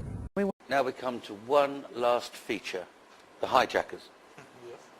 To have hijacked planes, you've got to have hijackers. Yes. And the FBI very quickly named 19 men. Flight 11, 5 gentlemen. Flight 175, 5 gentlemen. 5 on Flight 77 and 4 on Flight 93. In your book, you disclosed that of the 19 hijackers, in the case of American Airlines Flight 11, one of them's a Pakistan ISI agent, and 3 of them are found alive. In the case of United Airlines Flight 175, one's found alive, and one of them has an alibi thanks to the FBI. In the case of American Airlines Flight 77, 2 have alibis, and 2 are alive. And in the case of Flight 93, 2 are found alive, and one's a Christian. Yes. And as you can see that these photographs, they were not composed by me. They were from the official report of September 11 Commission. That is the official photographs. Yes. So it's your position that there were no flights, there were no planes hitting the World Trade Center, and there are no hijackers either. But look, if the September 11 Commission confirms that these are the hijackers, and they were found alive, that is by default dismisses the entire report of the September 11 Commission as a lie. Yes, it does. Yes, that's why this September 11 Commission report has nothing to do with the reality. You don't need even to refer to it. It's just, I don't know what is that. It's a piece of a poor concoction. There's something else potentially seditious in what was published, because the interesting thing is all of these people, with the exception of one man, is a Muslim from an Arab country. Even that the one who was Christian, they claim that he was a Muslim either. They just made a mistake. They pick up the wrong personality. Well, there's one very interesting one, and that is this gentleman whose passport was found at Ground Zero. Yes. This is probably acquitted him. Yes. Because everything was burned at Ground Zero and nothing was found except dust. Yes. But how come that the passport of that person was found there? Unburned and intact. Unburned and intact. So this is planted evidence, and this fact that the evidence was planted automatically acquitted this guy. It provides him alibi. It provides him a very clear alibi. Yes. So is it part of your position that there were no flights and that all of these men are innocent and there's no evidence against them or evidence that they were ever involved? I believe that not all of them are innocent. Probably this person who is an agent of Pakistani ISI is not innocent. He probably agreed to participate in this one. This is Muhammad Atta, who received, just prior to the September 11 attacks, $100,000 transferred from the account of a senior official within the ISI. Yes. And if the FBI really believe that that person is a hijacker, they should accuse the Pakistani Secret Service of supporting the hijackers. Yes. And proceed against them very seriously. But as you can see that the American FBI did not proceed against the ISI, which is that means a proof of their collaboration. Well, there's more to it than that. They didn't even ask the general that sent the $100,000 yes. why he sent it. Yes, no question. But they're supposed to have this question. Why should that one of the hijackers receive funds from the Pakistani Secret Service? Which are close allies of the, and work closely with the American Secret Service. Yeah, they are close allies because that General Mahmoud Ahmed, the chief of Pakistani ISI, at the time of September 11, was in New York and he was having breakfast with one of the US senators. That's right. So he was quite handy to question if they wanted to question him. Of course. They can question him right on the spot. There's something else odd about the hijackers, because we find conveniently a copy of the Quran, some luggage, and the vehicle left by one of the hijackers at Boston Airport. And it has conveniently suicide note. But you know, any kind of planted evidence cannot be acceptable. But if the American government have made a tragic decision, then they have to come up with some planted evidence to prevent it from coming out. Of course, that is just a part of September 11 cover-up. Because the After nuclear demolition of the World Trade Center, the American government was put in such a desperate situation that they could produce any kind of fake evidence just to distract the public attention from the real nuclear explosions. It's just as a part of the distraction. But it's your opinion that what the American government did was reactive. They reacted to something that somebody else did. Yes. And so they weren't perpetrators, they were just cover-us up afterwards. Yes. I do not believe that the American government was a September 11 perpetrator. I'm sure that it was a victim put in extremely desperate situation that has no other way than to be indulged in that kind of cover-up. I understand. Dimitri, I have pressed you on the American position September the 12th, 2001 onwards. What would you conclude the various discussions between the American government and the Israelis, the American government and the British, and the American government and the French, and the American government and the Russians? You know, it's not easy to answer this question. I could testify only to what I know for sure. And the most part of this book describes what I know for sure. As I promised, I explain in this book who did it and how he did it. So when it comes to the consequences, discussions behind closed doors is a mere speculation. I don't know, because I was not a witness of that.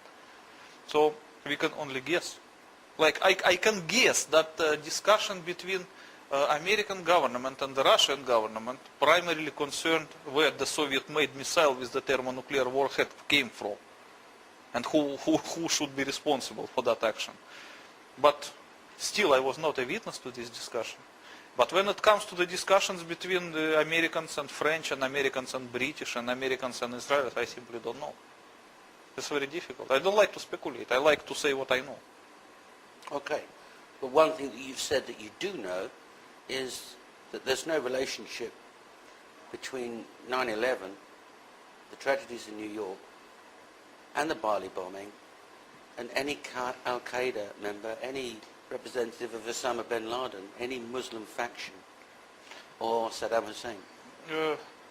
As you can see from contemporary documents available, even available for public use, the American government attempted immediately, still at September 11 noontime, to link Saddam Hussein to the September 11 perpetration.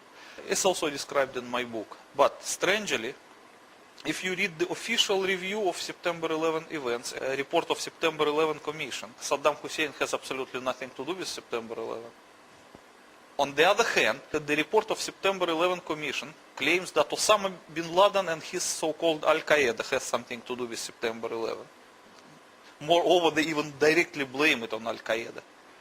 But if you visit the official FBI website, and you look at the list of 10 most wanted, you will not notice that the FBI charges Osama bin Laden with September 11 perpetration, because the FBI admit they have no evidence against Osama bin Laden whatsoever.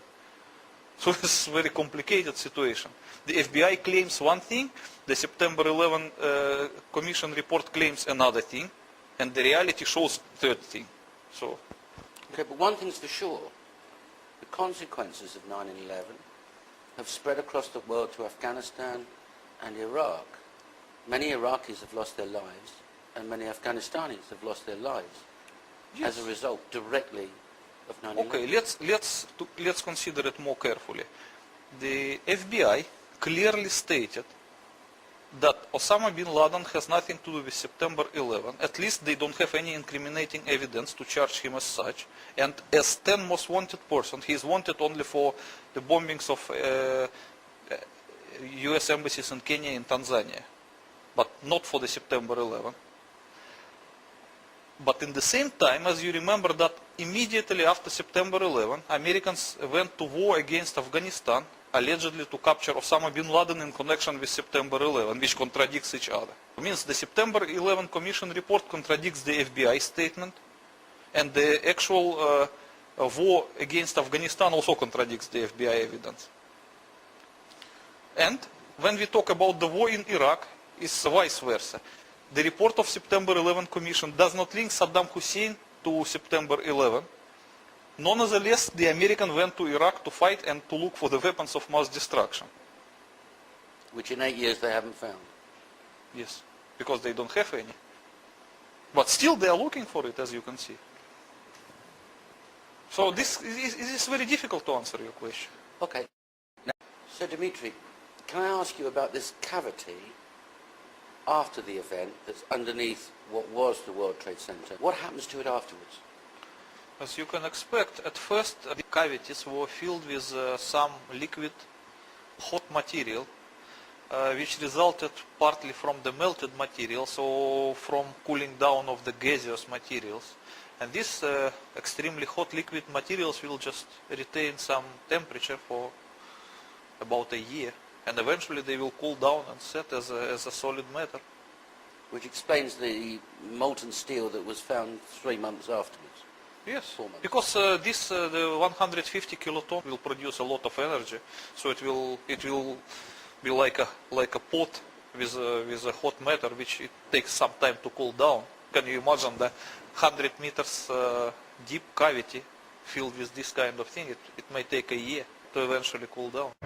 Out still on the rubble, it's still I believe 1100 degrees.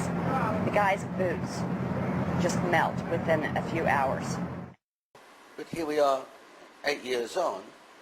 Do I take it that it's been filled with some material? Yes, definitely, because they have to fill it with something which first of all will prevent the radioactivity injuring the people on the surface, and secondly they have to fill it anyways because they can't afford to keep the cavity in the middle of the city because it might cause collapse of some construction. It's dangerous, so they have to fix it anyways. So what would they fill it with? Concrete maybe?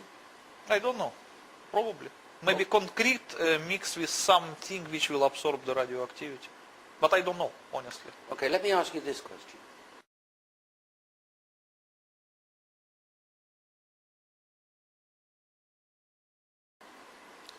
Let's say that some people might doubt your explanations for the collapse of the Twin Towers and your explanations for what's underneath them. If one were to drill a borehole through to the external bottom part of the cavity, what would one find? They would find the former materials that were firstly gaseous, then liquid, and then become solid, and it will resemble a kind of volcanic glass. Volcanic glass? Yes. Okay, and if that... Because you have to understand one thing. At the epicenter of the nuclear explosion, every materials were overheated to such an extent that they will lose the atomic structure. They will be transformed to plasma. So once these things cool down, it cannot be again steel or concrete. It will be just volcanic glass. Universal matter mixed with everything. Right, but anybody extracting from such a borehole that volcanic glass and analyzing it would find what? They would find that it is a volcanic glass. And it could only be produced in Manhattan. And the volcanic glass is a state of material which was formerly a plasma. Therefore, it could only, it proves... It's a unique material. Yes. Yes. So there could be no doubt as to what happened. Yes, of course. And besides of all, I think besides of that volcanic glass, there would be some materials which will retain the radioactivity. And that could be tested and the radioactivity identified. Of course. And then presumably it could be worked back. Because all those materials that were evaporated and transformed to plasma, they were set as a volcanic glass. But simply liquid materials, they can retain the atomic structure as well as radioactivity. Understood. So once you get to this kind of material, you can test it for radioactivity and you will understand what is this. Understand. Well, let's go back to your comfort zone and let's go back to talking about World Trade Center 1, 2 and 7 sites. Because you express very emotionally in the book how upset you are that a New York City police detective, John Walcott, became ill. You know, many friends of mine suggested that I should write this book a few years ago, but I was hesitating. It doesn't mean that I did not want to say the truth to the public, because whatever I knew about the September 11 and its perpetrators, I honestly reported to the American FBI, and they knew it long before I wrote this book. But they didn't take any action based on my information. They did not even try to arrest the real perpetrators. And eventually, when I found, it was accident. I just found the story of John Wolcott somewhere in the internet.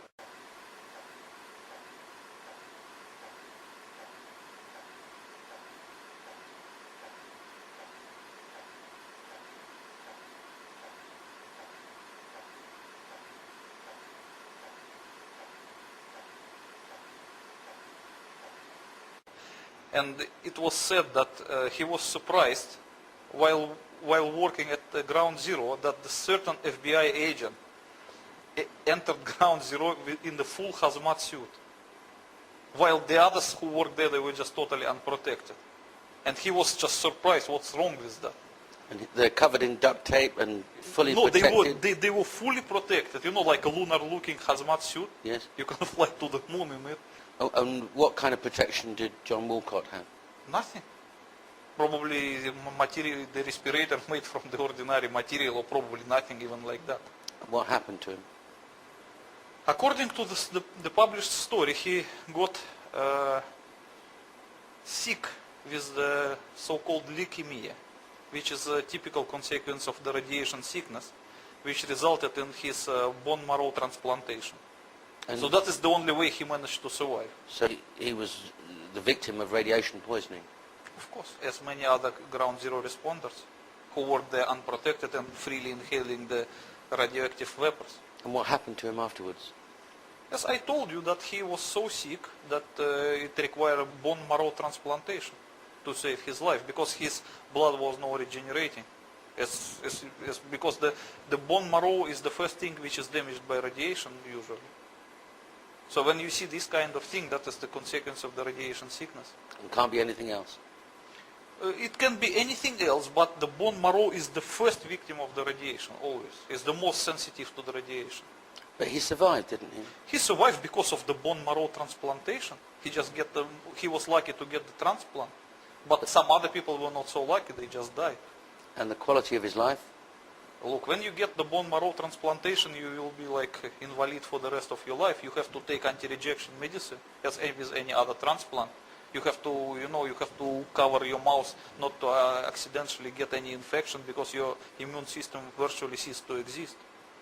And so he'd have to live in his own home, but not go outside because of his immune system? Yes, as with any other transplant. Okay. It can't be called life. It's just like, So when we look existence. at those pictures from space of vapors coming out of the debris of WTC-1, 2 and 7. You mean yes. This, yes? Yeah. Yes. Ground Zero workers were inhaling those vapors. Yes. So why haven't we seen a story in the New York Times that 10,000 workers are all dead? What happened to them, and how would that be suppressed? It's easy to suppress because when people get the radiation sickness, it's normally not acute, it's chronic. It will be apparent in the year or two, and it can reveal itself differently. Someone may have cancer, someone may have another kind of cancer, someone may have a blood disease or whatever, just generally bad feeling. And whenever they go to doctor, the doctor can diagnose them anything unrelated to the radiation. It's easy. And we should presume also that certain doctors appointed to treat Ground Zero responders, they were part of the cover-up. They have to sign some non-disclosure contract because they understood this is radiation sickness, but they were ordered not to diagnose as such and just to create some story which is easy for doctors. So how did John Wolcott's story affect you? How did you feel? I just feel very disgusted when I read that FBI agent enter Ground Zero in the hazmat suits. Knowing what you knew? Yes, they knew exactly what I knew, and they don't want to tell it to the others. Okay. That actually triggered me to write this book. I understand. Let's go back to these doctors. There would be, they're our guys, they go to our doctors, and that doctor, when confronted with 1, 2, and then 10 or 20 people coming in feeling sick, You mentioned in the book that they'd feel sick the next day, maybe. No. You don't have to mix up two different radiation sickness. There is acute radiation sickness and there is chronic radiation sickness, which are totally different things. Could you explain? Yes. You mentioned in the book that they'd feel sick the next day, maybe. No. You don't have to mix up two different radiation sickness. There is acute radiation sickness and there is chronic radiation sickness, which are totally different things. Could you explain? Yes, okay. The people can be subjected to radiation in two different ways. One way is like this. Let's say this is an atmospheric nuclear explosion, which instantly emits a big amount of ionizing radiation to every direction. And let's say that someone is standing in the open and he gets hit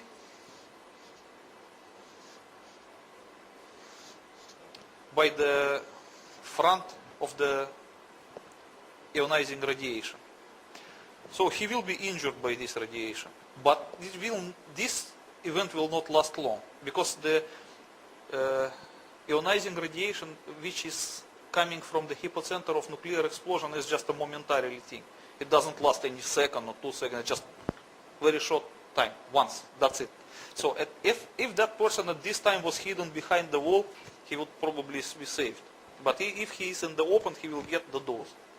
So the strength of the penetrating ionizing radiation in this sense is measured in a special units, which for short they call it R, but in, like, I don't know how you pronounce it, Röntgens. Relatigens, yes. Okay, sorry, I can't pronounce it in that way. And once people get that number of radiation exposure, he cannot get it anymore, because this kind of thing doesn't last. So let's say in order to feel sick immediately, a person has to get 50 Röntgens. If it is below 50, you will not feel anything. It will damage your body, but you will not notice it. But anything above 50 will make you sick probably in next 2 or 3 days. And if you get 100 of it, you will feel seriously sick, also in 2 or 3 days, and you will probably need to stay in the bed for a few months. And if you get over 150 of this, you will feel sick also in 2 days or 3 days, and you may die, because it's considered to be dangerous. Understood. Not everybody will die, but it could be a big percent, 60–70%. Right. Depend on the general health. But some other people may recover. So if someone gets more than 200, it's a big chance to die, and 250 is considered to be a mortal dose. But the nominally mortal one is considered to be 500. That's just like guaranteed, at least according to the American classification.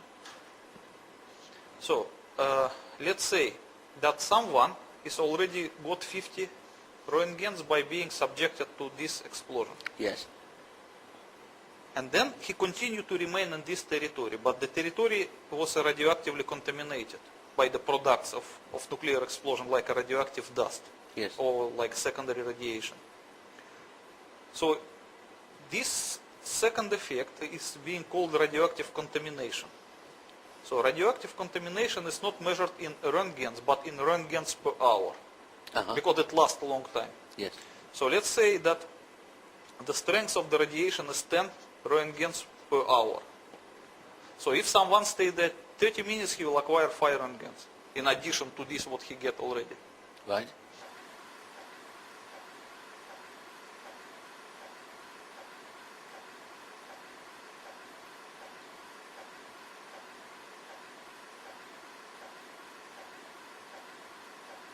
And this can be accumulated.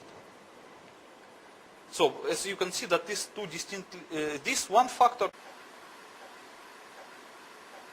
and this another factor that you can obtain the radiation dose. So people who work on ground zero, they were never subjected to the first one, because there was no nuclear explosion in the open. It was underground, and all penetrating radiation was absorbed by the rock. So the people on ground zero were subjected only to the vapors which were coming from beneath the earth and probably deposited in some surroundings. And this level of radiation was measured in, as I say, that in Röntgens per hour. It could be different. I guess that immediately after explosions, it was hundreds of Röntgens per hour, maybe 200. And then the levels of radiation subsided in the first day, and then they subsided more and more and more and more, but they remained dangerous for a few months. It depends of how long time you spend on ground zero. Yes. So the American officials knew that the effects of acute radiation sickness would be noticeable immediately in the next few days, maximum 2 or 3. That's why they knew that they have to make some preventive measures to prevent the workers to obtain more than 50 Röntgens of acquired radiation dose. That is why they issued them individual dosimeters. But they didn't say that they are dosimeters. They say that is a certain devices for control that kind of quality a of mini the Geiger counter. Yes, it's like described in this article, and you can see in these photographs. It was a very rare article. I also mentioned it in my book. As you can see that someone admitted that during cleanup works on ground zero, there were some alleged air monitors attached individually to everybody in the morning, and which have to be taken from him at the evening for alleged recalibration. Okay, but look, it doesn't look serious. It was just individual dosimeters which were taken every evening to take readings from them and just to calculate the summary radiation doses for each worker. So once the officials appointed to secretly monitor the radiation dose see that someone is acquiring close to the digit that he will soon feel sick, they remove him under some pretext from ground zero. Let's say transfer him to some other work, which is not dangerous in that sense. So they monitor it, and they never allow anyone to accumulate more than 50 Röntgens. That is for sure. That's why no one in ground zero suffered from acute radiation sickness. But the chronic radiation sickness, that is another thing. As you know, that radiation has three main parts: gamma radiation, beta radiation, and alpha radiation. So the gamma radiation is a penetrative radiation. Yes. It will penetrate everything, including hazmat suit. So the hazmat suit cannot protect you from gamma radiation. It's the same way it will penetrate it. Sure.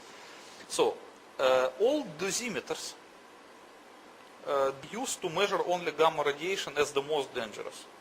So let's say that there is a radioactively contaminated area, and some person came there with the dosimeter and he measured the level of radiation, which is 10 Röntgen per hour. That is only for the gamma part, not for any other. So because when people go to work there using the means of individual protection, they have to count that the means of individual protection will not help against gamma radiation. So they still have to observe the safe dose. Yes. Okay. But it's not the same thing when it comes to alpha and beta radiation. Alpha and beta radiation, they are more dangerous than gamma, but they cannot penetrate the suit. And sometimes they cannot even penetrate your skin, because the human body is covered by the thin layer of the dead skin, which can stop the most dangerous alpha radiation. But when people work unprotected on ground zero, they will not be injured by gamma radiation because they observe secretly the dosage of the gamma radiation. But the people will still inhale or ingest the radioactive vapor, which contains alpha and beta radiation, which will continue to irradiate them from inside the body. And this causes chronic radiation sickness. The effects will not be immediately noticeable because it's a slow process. But slowly but surely, after 1 or 2 years, their body will be damaged beyond repair by the inner radiation. And this happened because they were not issued hazmat suits. But the FBI agents, they know this. So John Walcott and his friends, yes, at some stage, must have been sitting in front of a doctor who knew exactly what was wrong with him. How they know? Because they were not informed that it was a radiation. But the doctors, they know if they're treating you for a broken arm or radiation sickness, surely. Yes, but they did not treat them for broken arm. They made some other story. They say, for example, let's say that someone gets blood cancer. and it apparently caused by the damage caused by radiation to bone marrow. But the doctor will not confirm that. The doctor will say that, oh, that caused by asbestos dust. So it's easy to escape. Well, let's put it this way. Let's say that John Walcott and his colleagues have a reunion every year. And the first year's reunion after September 11, there's 100 people there. And then the next year, there's 96 because 4 of them have died of cancer. And the next year, there's 86 because another 10 have died of cancer. Yes. The story would start to come out somehow. Yes. That's why now there is a big story in New York. These people who suffer from this kind of thing, they try even to sue the government, claiming that the government did not properly inform them about the danger of asbestos dust or some like benzene or whatever. Yes. Anything but except radiation. And your position is that all of them are suffering some form of radiation sickness from the... Yes. It's apparent chronic radiation sickness because it was ground zero after all. It's the place of nuclear explosion. And they work there, and they begin to work there in the first few days, totally unprotected. Yes. But let's say that's continued because over a period of time they redesigned the sites and other people came into work. How long would those vapors continue for? I know the fires underneath continued for 3-4 months, as you said they would. There were no actually fires underneath. There was not fires. They were just extremely hot material. Molten steel? Not only molten steel, molten rock, anything molten, but not fires. Okay. But because it was extremely hot, it was presented to public as underground fires, but yes. They were not. Okay. Because you said it's gone from thousands of degrees, there's nothing to cool it down quickly, so it lasts a long time, and the burning steel. But how long would the vapors last? How long? The vapors would, as long as it is hot, it will just release some vapors. Okay. So anyone working there, even a year later, would still get some form of... Probably not a year. I believe that in 5 or 6 months they managed to cope with it because they put some efforts to curb the radiation. They sealed? No, first they use some special chemicals mixed into the waters of firefighters. Yes. And they use the firefighters to pour these waters into the cavities. So it minimized the exposure, but not much, I believe.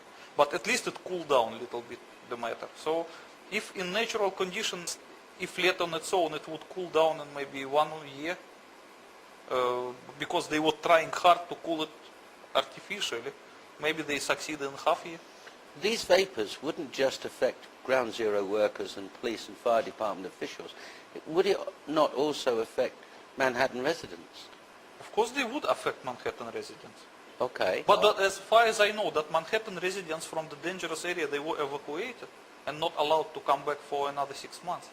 Well, yes, the ones that were immediately affected. Yes, certainly. Yes. They were not allowed to return until 6 months plus, which is still short. They should be away for at least 2 years, not 6 months. Okay. Well, let's say that some of them returned within 6 months, and let's say that Mrs. Green or Mr. Brown inhaled some of this radioactive vapors and became not chronically sick, but felt unwell. They wouldn't go to the specially prepared fire department's doctor. They'd go to a doctor, their own private family doctor, who they know very well, George, down the road. And wouldn't he know exactly what was wrong with them? Not necessarily. Why he should? He's a doctor. They've So got radiation sickness. The doctor is not necessarily a specialist in nuclear explosion and these kind of things. He's just a doctor. Okay. Well, if that what doctor saw is the symptoms. He doesn't see the cause. Okay. Well, if that doctor has half a dozen people from Vestey Street, which is just off, and they've come into him with the same symptoms, wouldn't it occur to him, wouldn't one suppose, to say, just hold the phone here, there's something wrong? I don't think so, because the doctors, they also read newspapers and also they have some internal instructions. So let's say that certain doctors receive some circular which says that all people who live around ground zero were affected by asbestos dust. So the doctor should believe that. It's easy to cheat people, including doctors. Yes. Yes. All right. Well, let's talk about more about the medical impact of the radiation, the radiation, the vapors coming from the ground. They were seen from space, and in fact identified. You're talking about? I'm talking about the shots from overseas that saw these vapors for some time. And you observe in your book that they're not black smoke. No, they're because white. it's not smoke, it's a vapor. Right. It's white. You also observe hotspots in precisely the 3 places where you say nuclear devices were activated. One under WT-7, yes, we have it. But this is not my observation. I just found it published at the internet by someone else, and I thought that yes, the hotspots, as you see, they exactly correspond with the position of nuclear devices. And in fact, they record temperatures way exceeding the temperatures created by burning kerosene weeks afterwards. Yes. And your position is that there's no other explanation for those hotspots being where they are. You cannot create such a high temperature, 100 meters below the ground, that could sustain itself for a few months, unless you use a thermonuclear explosion of over 100 kilotons. What else it could be? Where you can get such a big energy to sustain these temperatures for such a long time? In fact, I'm glad you mentioned that, because I have here the 9/11 Ground Zero Energy Report. And this was recently published, but it does actually reach the conclusion, interestingly, the same as you. And I'll quote from it. The huge vertical particle plumes briefly left behind where the towers had stood moments earlier offer mute testimony to the fact that solid floors did not sequentially pancake downwards. That would have taken significantly longer, been far less destructive, and appeared far different from what was observed. Clearly, this hypothesis that a sequenced vertical array of directional low-yield thermonuclear devices was used to annihilate the World Trade Center skyscrapers top to bottom. Forgive me. It's not an easy thing to prove. It should be easy to disprove if it's significantly off base. Yet it remains standing as the basis for the only explanation to account for all the most phenomenal ground zero evidence. So here we have some physicists agreeing with you. Yes. And we have a groundswell of sites coming up saying 9/11 truth, loose change, other experts, doctors of physics coming forward and saying there's something wrong here. And each of those is heading towards the conclusion that you draw in your book. That must give you some comfort.